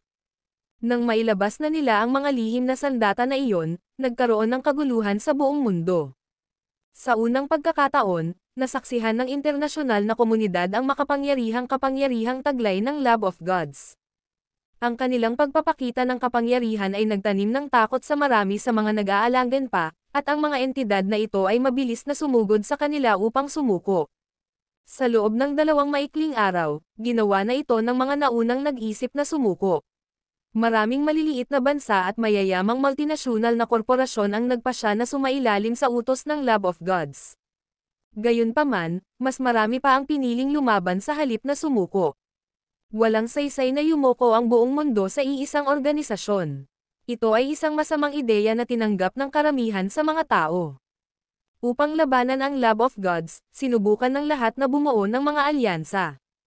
Nag-alok sila na maging kaalyado ng malalaking superpower tulad ni Erudia o Zyperia. Ang 7 araw na palugit ay malapit nang matapos, at ang tensyon ng paparating na digmaan ay lalong tumitindi.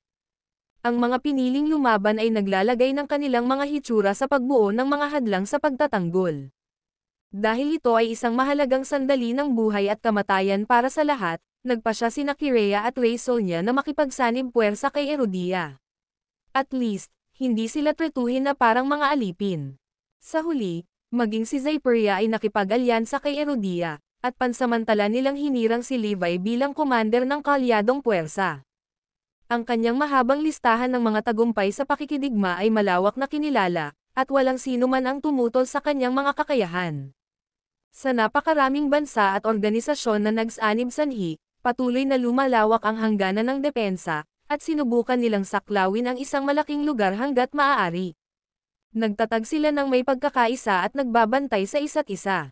Ang video na ito ay edited by Urban Storytelling. Kabanata 2735. Pinakamahusay na oras para pag-atake. Ang kanilang defense barrier ay nasa harap mismo ng ilong ni Diviniteria. Ang pinaka-nakakatawang bagay ay ang hindi kapani-paniwalang malawak na hadlang sa depensa na ito ay naghiwalay sa bawat isa sa mga pangunahing kapangyarihan na sumuko sa Diviniteria. Talaga silang lahat ay nahuli sa lambat ni Levi. Sa sandaling nagpaputok sila, lahat sila ay nasa mismong pintuan ni Levi. Maaari niyang kainin ang mga ito sa anumang segundo. Wala sa mga kapangyarihang ito ang may sapat na kakayahan upang makalapit sa Lab of Gods. Mawawalan sila ng silbi kapag nagsimula na ang labanan. Ang hadlang sa depensa ni Levi ay nagulat sa maraming tao. Ang pakikipagtulungan sa Zyperia ay mas kahanga-hanga.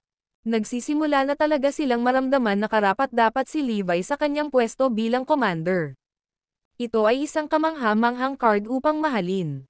Sa sandaling dumating siya sa larangan ng digmaan, naalis na niya ang lahat ng Allopiers ng Diviniteria. Sa oras na sa wakas ay napagtanto nila kung ano ang nangyayari, sila ay napapaligiran na.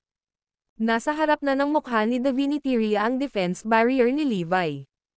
Ito ay isang konkreto, walang saysay na plano na walang sino man ang maaaring tanggapin ito.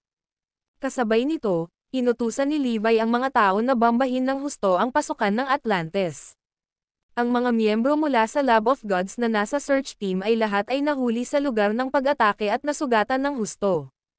Kaya lang, ginulo niya ang plano nila. Hindi agad sinimulan ni Levi ang pag-provoke sa kanila sa simula. Alam niyang kailangan niyang maghintay hanggang magkaroon sila ng plano. Sa ganoong paraan, talagang sisirain niya ang kanilang espiritu at kailangan nilang magsimulang muli. Bago pa magkatotoo ang kanilang bagong plano, guguluhin na lang ni Levi ang kanilang mga plano. Paulit-ulit niyang gagawin ito hanggang sa huli nilang napagtanto kung gaano ito kawalang pag-asa. Galit na galit ang Lab of Gods, ngunit wala silang magagawa tungkol dito. Ang tanging magagawa nila ay umupo doon at kunin ito. Ang biglaang pag-atake ni Levi ay nagulat din sa kanila. Akala nila ay gagamitin ni Erudia ang pagkakataong ito para palakasin ang kanilang mga depensa at magtayo ng mas matibay na pader sa paligid ng lugar o kung ano paman. Hindi nila inaasahan na bigla na lang umatake si Levi. Bukod sa hindi talaga siya lumaban sa anumang laban, ito ay karaniwang lahat ng pagkakasala. Walang nakakita sa pagdating nito. Pinalaki ni Levi ang hadlang sa depensa kaya natupok nito ang 80% ng mundo. Hindi lang niya pinutol ang lahat ng malalaking kapangyarihan, ginamit din niya ito bilang kutsilyo para hawakan ang Diviniteria. Hinihintay niya ang reaksyon ng iba. Natapos na ni Levi ang kanyang negosyo sa lahat ng mga departamento ng napakabilis na kahit ang Lab of Gods ay walang pagkakataong mag-react. Lahat ng nasa side ni Erudia ay tuwang-tuwa dahil sa galing ni Levi. Ang Lab of Gods ay nasa galit na galit. Nakita mo ba yon? Yan ang nakakatakot na parte kay Levi. Banta pa rin siya sa amin kahit nasa ganitong kalagayan. Kami ay mga Diyos at siya ay isang normal na tao, ngunit siya ang nagdulot ng nakikitang banta sa amin. Lahat sila ay nagngangalit ang kanilang mga ngipin kay Levi sa galit. Ngayon, ang lahat ng kanilang mga alipores at subordinate ay ganap na nasa ilalim ng kontrol ni Levi. Nakaraniwang ginawa silang walang silbi. Ayon sa hadlang ng depensa, siya ay nasa mismong lalamunan na nila. Pagkatapos nito, malamang na ang panig ni Levi ay magsisimulang umatake bago ang Lab of Gods. Kahit na sinubukan nilang patayin si Levi noon pa man, nabigo pa rin sila. Ano pa ang magagawa nila? Matapos ang hadlang sa pagtatanggol, tumawag si Levi para sa isang pulong sa lahat ng kani-kanilang mga pinuno mula sa lahat ng mga bansa. Ang lahat ng ito ay kanilang mga tinyente at lahat sila ay nakikinig sa kanilang mga utos. Kailangan nating sunggaban ang pagkakataong umatake bago mangyari ang Love of Gods. That's the only way we can initiate things para hindi tayo magaling sa daan. At saka, kung sisimulan muna natin ang pag-atake, magkakaroon tayo ng magaspang na ideya ng aktwal na kakayahan ng Love of Gods, sabi ni Levi. Tumanggo silang lahat bilang pagsang-ayon. Kailan tayo aatake? May nagtanong. Personal kong nararamdaman na dapat tayong umatake 6 na oras mamaya sa tuldok. That way, we can definitely act before the Love of Gods, the representative from Zarain said. Tumanggo muli ang lahat bilang pagsang-ayon. Sagot ni Levi, yup, I agree. Ang 6 na oras ay ang pangunahing oras para sa pag-atake. Ang video na ito ay edited by Urban Storytelling. Kabanata 2736. Pag-atake sa Love of Gods. Habang ang lahat ay nagsimula ng umasa at naghihintay na ipahayag ni Levi ang opisyal na oras ng pag-atake bilang 6 na oras nang bigla niyang sinabi, "Teka. Sa tingin ko hindi ko magandang ideya iyon." Ano? Gulat na napatingin ang lahat. Walang alam sa kanila ang ibig sabihin ni Levi. Para sa akin, ang pinakamagandang oras para umatake ay ngayon na. Sa sandaling sinabi iyon ni Levi, nagulat ang lahat. Ipagkalat mo. Atake agad ang Love of Gods. Ang utos ni Levi ay nagpagulo sa buong silid. Kaagad. Wala man lang sa kanila ang nagkaroon ng oras para mag-react. Gayunpaman, sa lalong madaling panahon natanto nila kung ano ang eksaktong sinusubukan niyang gawin. Nilulutas niya ang isang masalimuot na problema sa isang napakasimpleng solusyon. Habang tumatagal, mas maraming pagbabago ang maaaring mangyari. Kahit na ang pinakaangkop na oras ay pagkalipas ng 6 na oras, hindi nila magagarantiya na walang magbabago sa tagal ng 6 na oras na iyon. Halimbawa, isang posibleng undercover na maaaring mag-leak ng kanilang impormasyon sa kaaway at bigyan ang Love of Gods ng sapat na oras upang ihanda o tambangan sila. Sa sandaling mayroon silang masyadong maraming oras sa pagitan, napakaraming mga variable na maaaring magbago ng lahat. Kaya naman kinailangan nilang lumipat agad para maiwasan ang anumang pagbabago. Ang biglaang taktika ni Levi ay humanga sa maraming tao. Ang kanilang mga mata ay kumikinang sa paghanga. Iyon ang buong ideya ni Levi, ang pag-atake muna sa kanila hanggang sa Love of Gods ay may tulak palabas sa laro sa lalong madaling panahon. Iyon ang kanyang buong layunin. Kung maaari, gusto niyang pilitin si Sacroria sa pagtatago. Tara na, ngayon o hindi na. Sa sandaling sinisigaw ni Levi ang kanyang mga utos, agad silang tumungo sa Diviniteria. Umalangaw-ngaw ang sunod-sunod na malalakas na kalabog at bumang habang nagpapaputok sila ng kanilang mga armas. Bumagsak sila tulad ng ulan sa kaaway. Ito ay isang kamangha-manghang tanawin upang pagmasdan. Ang mga spark at apoy ay halos nagmistulang mga shooting star. Ang mga tao sa bahay ay tumitig sa takot habang ang mga armas ay pumutok sa kanila. Hindi talaga sila handa. Karamihan sa kanila ay nasa kalagitnaan ng pag-e-enjoy sa kanilang mga VIP meeting at sobrang mga hapunan. Bigla silang nakarinig ng sunod-sunod na nakakatakot na ingay. Lahat sila ay nabigla. Beep, beep, beep. Nagsimulang tumunog ang mga emergency sirena. Papasok ang kalaban. Papasok na kalaban. Isang malakas na boses ang nagpahayag sa bawat sulok.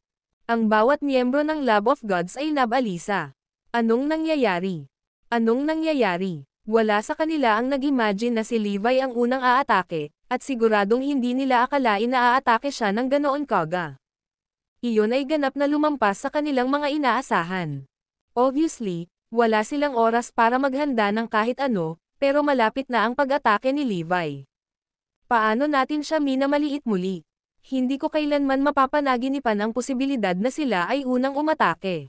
Agad na ay activate ang aming defense system. Hindi nagtagal, isinaaktibo ng bansa ang sistema ng depensa nito. Isang kalasag ng enerhiya ang bomb alert sa buong bansa, na naging protektado mula sa lahat ng mga pag-atake. Boom! Boom! Boom! Ang mga sandata ay humampos sa hadlang ng depensa at sumabog sa alikabok, hindi nakapasok sa hadlang. Nakatitig ang lahat ng mamamayan ng bansa para bang hinahangaan ang mga paputok. Sinusubukan mo kaming salakayin. Imposible. Humalaklak si Mr. Maghanda sa counter. Nasipsip ng energy barrier ang lahat ng armas. Sa isang serye ng malalakas na boom, iniluwa ng energy shield ang lahat ng sandata. Ang mas malakas na booms ay sumabog habang ang lahat ng mga armas ay sumabog sa karagatan. Madali nilang sinira ang mga sandata ng kanilang kalaban. Gayunpaman, inaasahan na ni Levi ang ganoong kahihinatnan. Iyon ang dahilan kung bakit inilagay niya ang mga armas sa frontline upang maiwasan ang aktwal na tao na masugatan. Unit ng hangin. Atake ngayon. Sumunod, inutusan ni Levi na magpaputok ang mga sandata sa hangin. Ang mga fighter jet ay nagsimulang magpaputok at umatras ng mabilis hanggat maaari. Ang mas malakas na bumang ay naganap habang hindi mabilang na mga armas ang nagpaputok sa kalaban. Ngayon, oras na para ilabas ni Levi ang kanyang banal na kasangkapan, na ikinagulat ng lahat. Pinahihintulutan pa ba iyon? Matapos kalikutin ang tool sa loob ng ilang segundo, itinutok ito ni Levi sa Diviniteria. Ang video na ito ay edited by Urban Storytelling. Kabanata 2737. Pagpasok sa Diviniteria, may hawak siyang malaking crossbow. Ito ay ginawa mula sa mga labi na naiwan pagkatapos likhain ni Levi ang kanyang banal na kasangkapan. Ang mga labi na ito ay hindi mailigtas ng kahit na ang sagradong organisasyon, ngunit sa mga kamay ni Levi, ang mga ito ay kasing silbi ng kanyang mga sinaunang kasanayan sa paggawa ng metal. Kaya, matagumpay siyang nakagawa ng isang higanteng pana na halos 100 beses ang laki ng isang normal na pana mula sa mga labi na iyon. Bukod sa mas malaking sukat, ito rin ay 100 beses na mas malakas. Natigilan ang lahat nang ilabas niya ang pana. Natigilan lang silang lahat. Pagkatapos ng lahat, ito ay mas malaki kaysa sa karamihan ng mga mabigat na sandata. Dahil ginawa rin ito mula sa mga materyales mula sa Restricted Area 76, mas mabigat pa itong magbot. Dahil doon lang, napakahirap mag-transport. Kahit na sa kanila sadyulang lakas, karamihan sa mga manlalaban ay hindi man lang may angat ang crossbow, lalo pa itong gamitin ng maayos. Ang mga regular na manlalaban ay kailangang magtulungan kahit na ito ay gumana sa pinakamataas na kapasidad. Gayunpaman, hindi maaaring ipakita ni Levi ang kanyang kakayahan sa harap ng napakaraming tao. Susunod, kailangan mong maghanap ng 10 high-class na manlalaban para ma-activate ang crossbow na ito. Hindi nagtagal, nagpapadala si Zyperia ng 10 sa kanilang pinakamalakas na manlalaban na nagkataong dalubhasa sa pisikal na lakas. 1, 2, shoot. Ginamit ng 10 mandirigma ang lahat ng kanilang lakas para hilahin pabalik ang tali ng pana. Sa isang malakas na boom, isang higanteng arrow ang pagpapakita sa kalangitan na parang isang malaking shooting star at nawala. Ang kumikinang na bakas na iniwan nito ay tila napunit ang langit. Tunay na ginagawa ng defense barrier ng Diviniteria ang trabaho nito. Gaano man kalakas ang mga armas, nagawang ma-absorb ng defense barrier ang mga ito at gawing paputok para tangkilikin ng mga mamamayan. Ang mga VIP na nasa gitna pa rin ng kanilang magarang gala ay nagtaas ng mga baso ng champagne para saludo sa mga paputok sa kalangitan. Ang Lab of Gods ay natahimik na rin sa wakas, na parang nanonood lang ng sine. I bet wala silang ideya kung gaano kalaki ang pag-unlad ng ating teknolohiya. Hindi namin kailangang gumamit ng gayong mga armas sa loob ng maraming taon. Ngayon, ang kanilang mga armas ay kasing laki ng banta ng mga lamok. Lahat ay nakatingin lang sa panghahamak. Paano ka magiging kumpiyansa na aatake sa amin kahit na may mahinang firepower? Biglang sumabog ang isa pang malakas na boom. Sa pagkakataong ito, niyanig nito ang buong lungsod. Ito ay yumanig ng labis na halos parang isang lindol, at nagsimula itong maramdaman na para bang sinusubukan ng mga panginginig ng boses na alisin ang lungsod mula sa lupa ng paunti-unti. Anong? Nagsimula na namang magpanik ang lahat, kasama na ang mga VIP sa gala at ang Lab of Gods. Anong nangyayari? Papasok na panganib. Papasok na panganib. Biglang nagsimulang tumili ng malakas ang mga speaker habang lahat ay nakatingin sa mabilis na paparating na bug zone ng hangin. Hindi nila makita kung ano ito ng eksakto, at kahit sa kanilang mga sistema ay hindi ito matukoy. Boom! Ang malaking arrow ay bumangga sa larangan ng enerhiya, at sa isang malakas na crack, tumagos ito sa kanilang kalasag. Sa pamamagitan nito, ang larangan ng enerhiya ay pumutok at nagsimulang gumuho. Sa kabila nito, Nagpatuloy ang araw patungo sa lungsod nang walang anumang senyales ng pagbabago.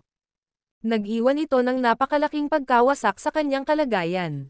Gaano man ka-high-tech ang mga materyales ng lungsod, hindi pa rin nila nakayanan ang pagkasira ng palaso.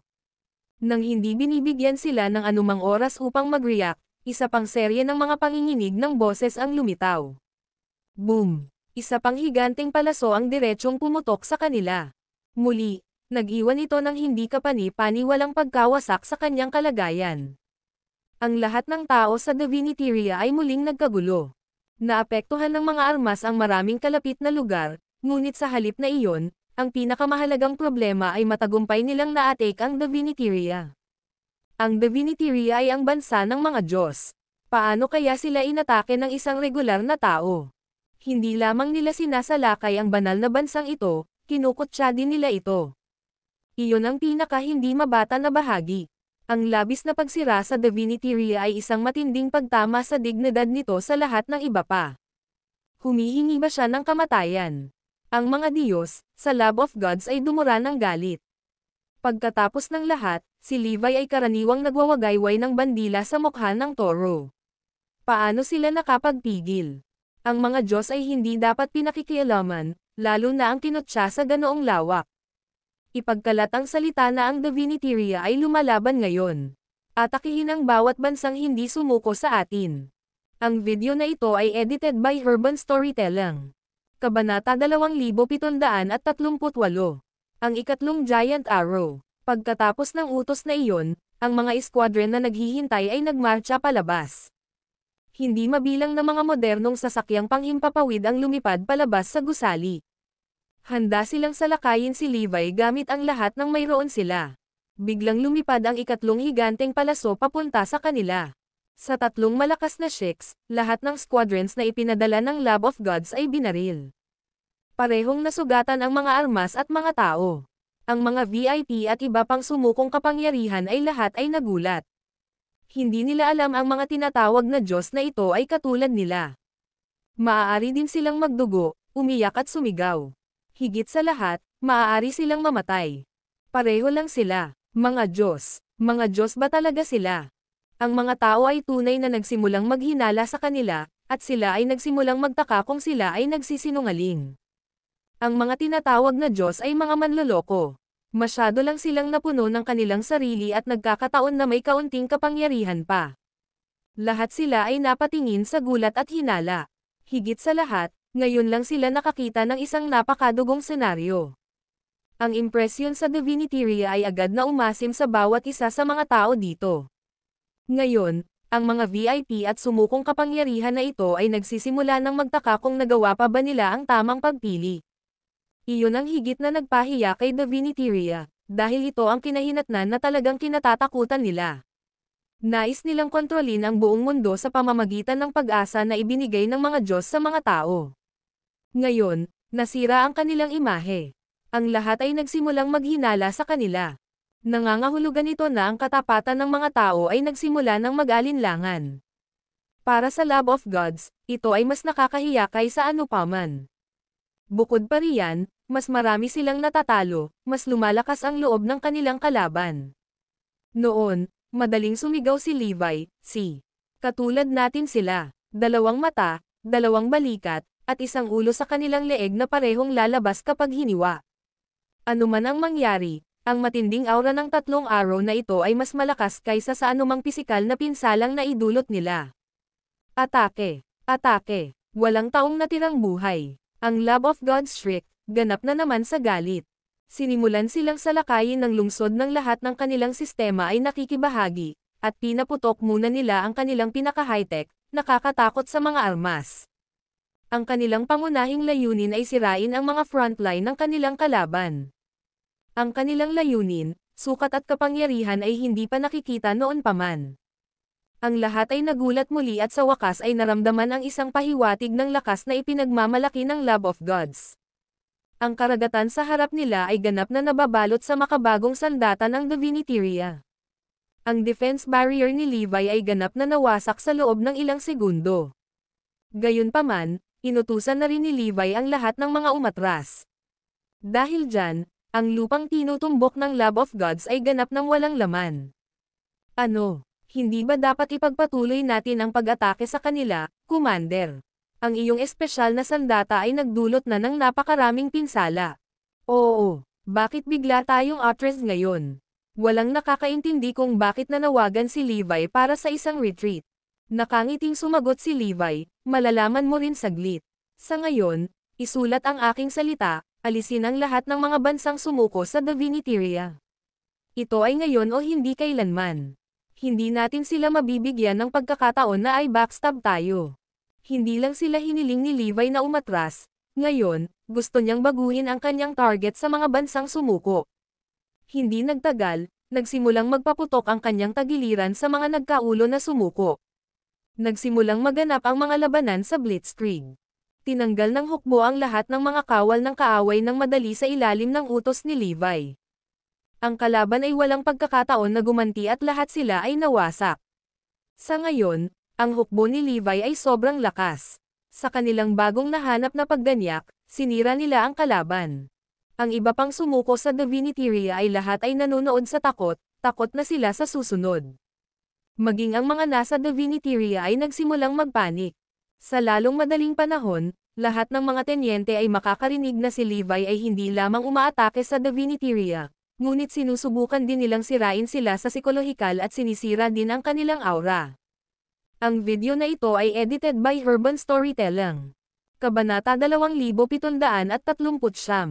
Ang galit ng lab ng mga Diyos. Hindi nagtagal, napagtanto nila kung bakit gustong umatras ni Levi mula sa pangunahing labanan. Dumating na ang Lab of Gods frontline. Sila ay malakas, napakalakas, maging sa mga tuntunin ng kanilang mga mandirigma o kanilang mga sandata. Ito ay isang nakakatakot na tanawin na pagmasdan. Kung naririto pa sila, napakalaking pagkalugi sana ang naranasan nila, at maaaring natalo pa ng hanggang kalahati ng kanilang mga tauhan. Bukod pa riyan, nagpapadala rin ng Lab of Gods ng isang pangkat ng mga sundalong hayop at mga sandatang mekanikal. Nagsisimula na itong magmukhang makakalaban nila si Leviathan. Nagsimula silang umatake na may isang pag-iisip lamang, naganap at lubos na pagkawasak. Oo, malakas sila. Tiyak na malakas ang pinagsama-samang hukbo, at ang tatlong magkakasunod na higanteng palaso ang ikinagalit ng Lab of Gods. Iyon ang dahilan kung bakit ipinadala nila ang lahat ng kanilang pinakamalakas na sandata, na inihanda upang alisin ang anumang pag-asa na mayroon silang kaaway. Gayunpaman, para kay Levi, sila ay mahina. Hindi pa nagpakita si Sacroria, ngunit iyon ang hinihintay niya. Ang buong plano niya ay ang pagpapalubha sa Lab of Gods gamit ang tatlong higanteng arrow na iyon upang sila ay magpanik at gamitin ang lahat ng kanilang mga trump card. Siyempre, kasama doon ang Sacroria. Gusto ni Levi na pilitin si Sacroria na palabasin para sa wakas ay maipakita niya ang lahat ng kanyang potensyal.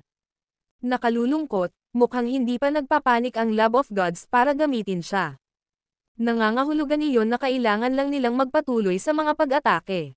Umalis ngayon at mag-iwan lamang ng isang maliit na unit sa likod upang makagambala. Utos ni Levi. Ang interference unit ay kumilos ayon sa kanyang mga utos, ngunit ang mga resulta ay hindi maganda. Ang lahat ng mga ito ay maaaring patayin o nagdusa ng kakilakilabot na pinsala. Hindi sila kalaban para sa hukbo ng Lab of Gods. Hindi man lang sila magka-level. Talagang ipinapakita sa kanila ng Lab of Gods kung gaano sila galit.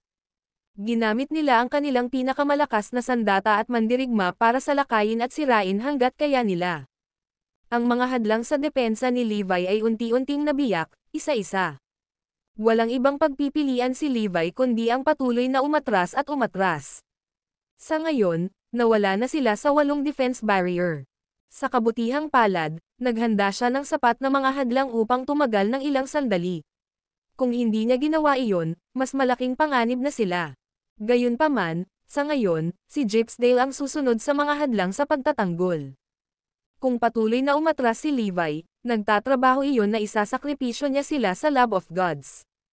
Lulunukin nila si Gypsdale ng walang pag-iisip. Commander, hindi na tayo maaaring umatras. Kung gagawin natin, ilalagay natin sa panganib ang Gypsdale. Kailangan nating lumaban ngayon. Oo. Kung may mangyari sa Gypsdale, magsisimulang mag-crack ang ating hukbo. Kailangan nating lumaban no matter what.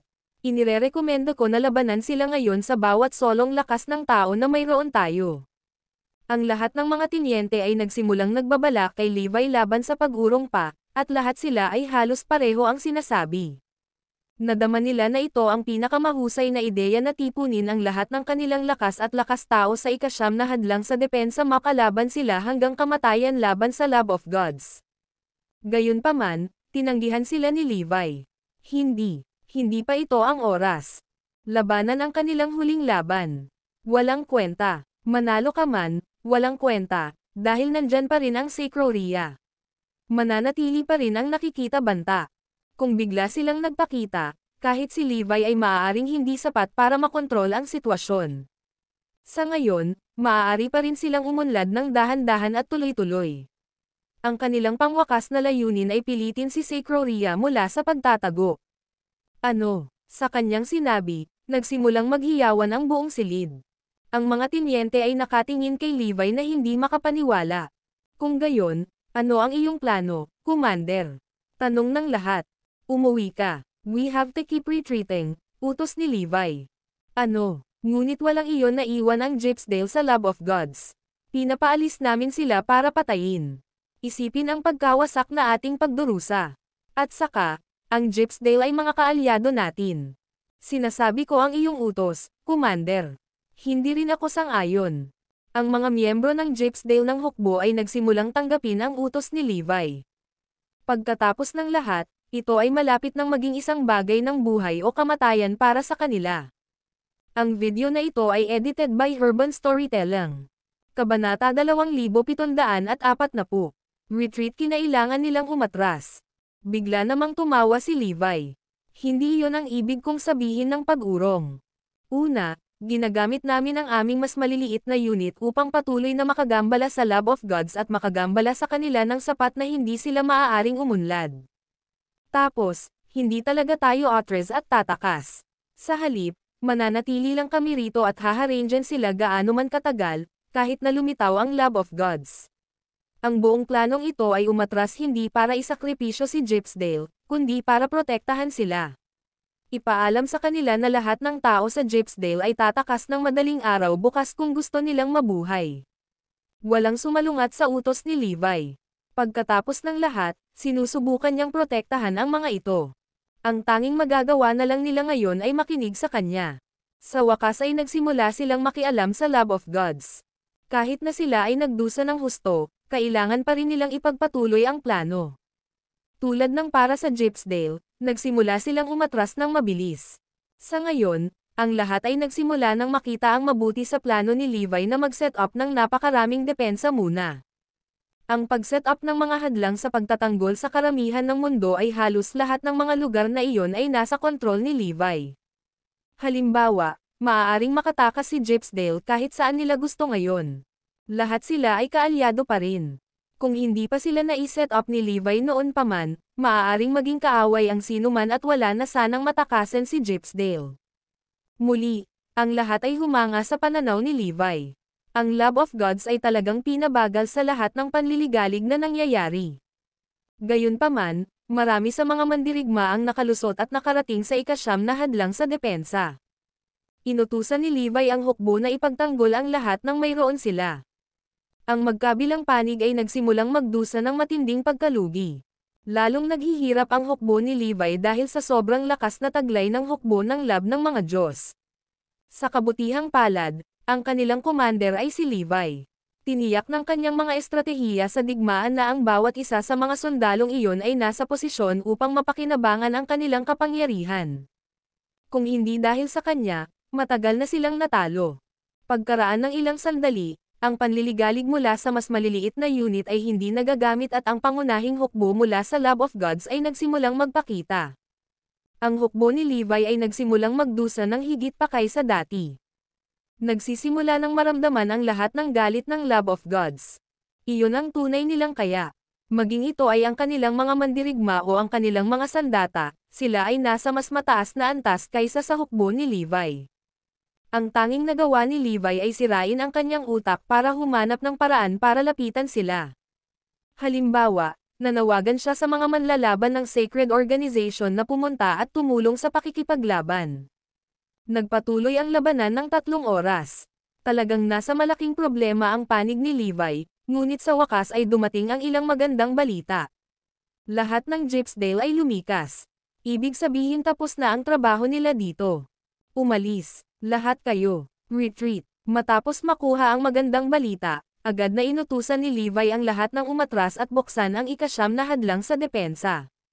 Sa lalong madaling panahon, ang Love of Gods ay nakapasok sa ika-9 na hadlang sa depensa.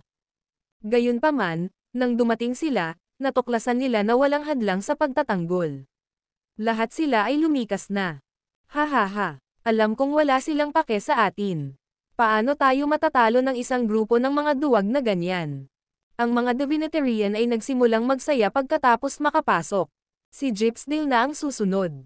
Wasakin natin sila. Dapat silang parangalan na maging unang bansa na wawasakin ng Divinitaria. Ang buong mundo ay nanonood. Dapat tayong magpakita ng magandang palabas para sa kanila. Sirahin natin ang Gypsdale at tunay na ipakita sa mga Erudian na ito na walang silbi ang pakikipaglaban sa atin. Ayokong makakita ng anumang may buhay sa Gypsdale pagkatapos nating gawin ang mga ito. Ang lab ng hukbo ng mga Diyos ay nagsimulang umatake. Sinira nila ang lahat sa kanilang landas at sa wakas ay nakarating sa Gypsdale. Gayunpaman, nang dumating sila, ang lahat ay nakatingin lang sa gulat. Walang laman ang lahat ng kalye. Ang mga gusali ay tuluyan ding inabandona. Nakarating sila sa Gypsdale para makahanap ng isang ghost town. Wala silang mahanap kahit isang bakas ng paa. Ang buong bansa ay nasimot na malinis na parang ilalim ng Bar Isles.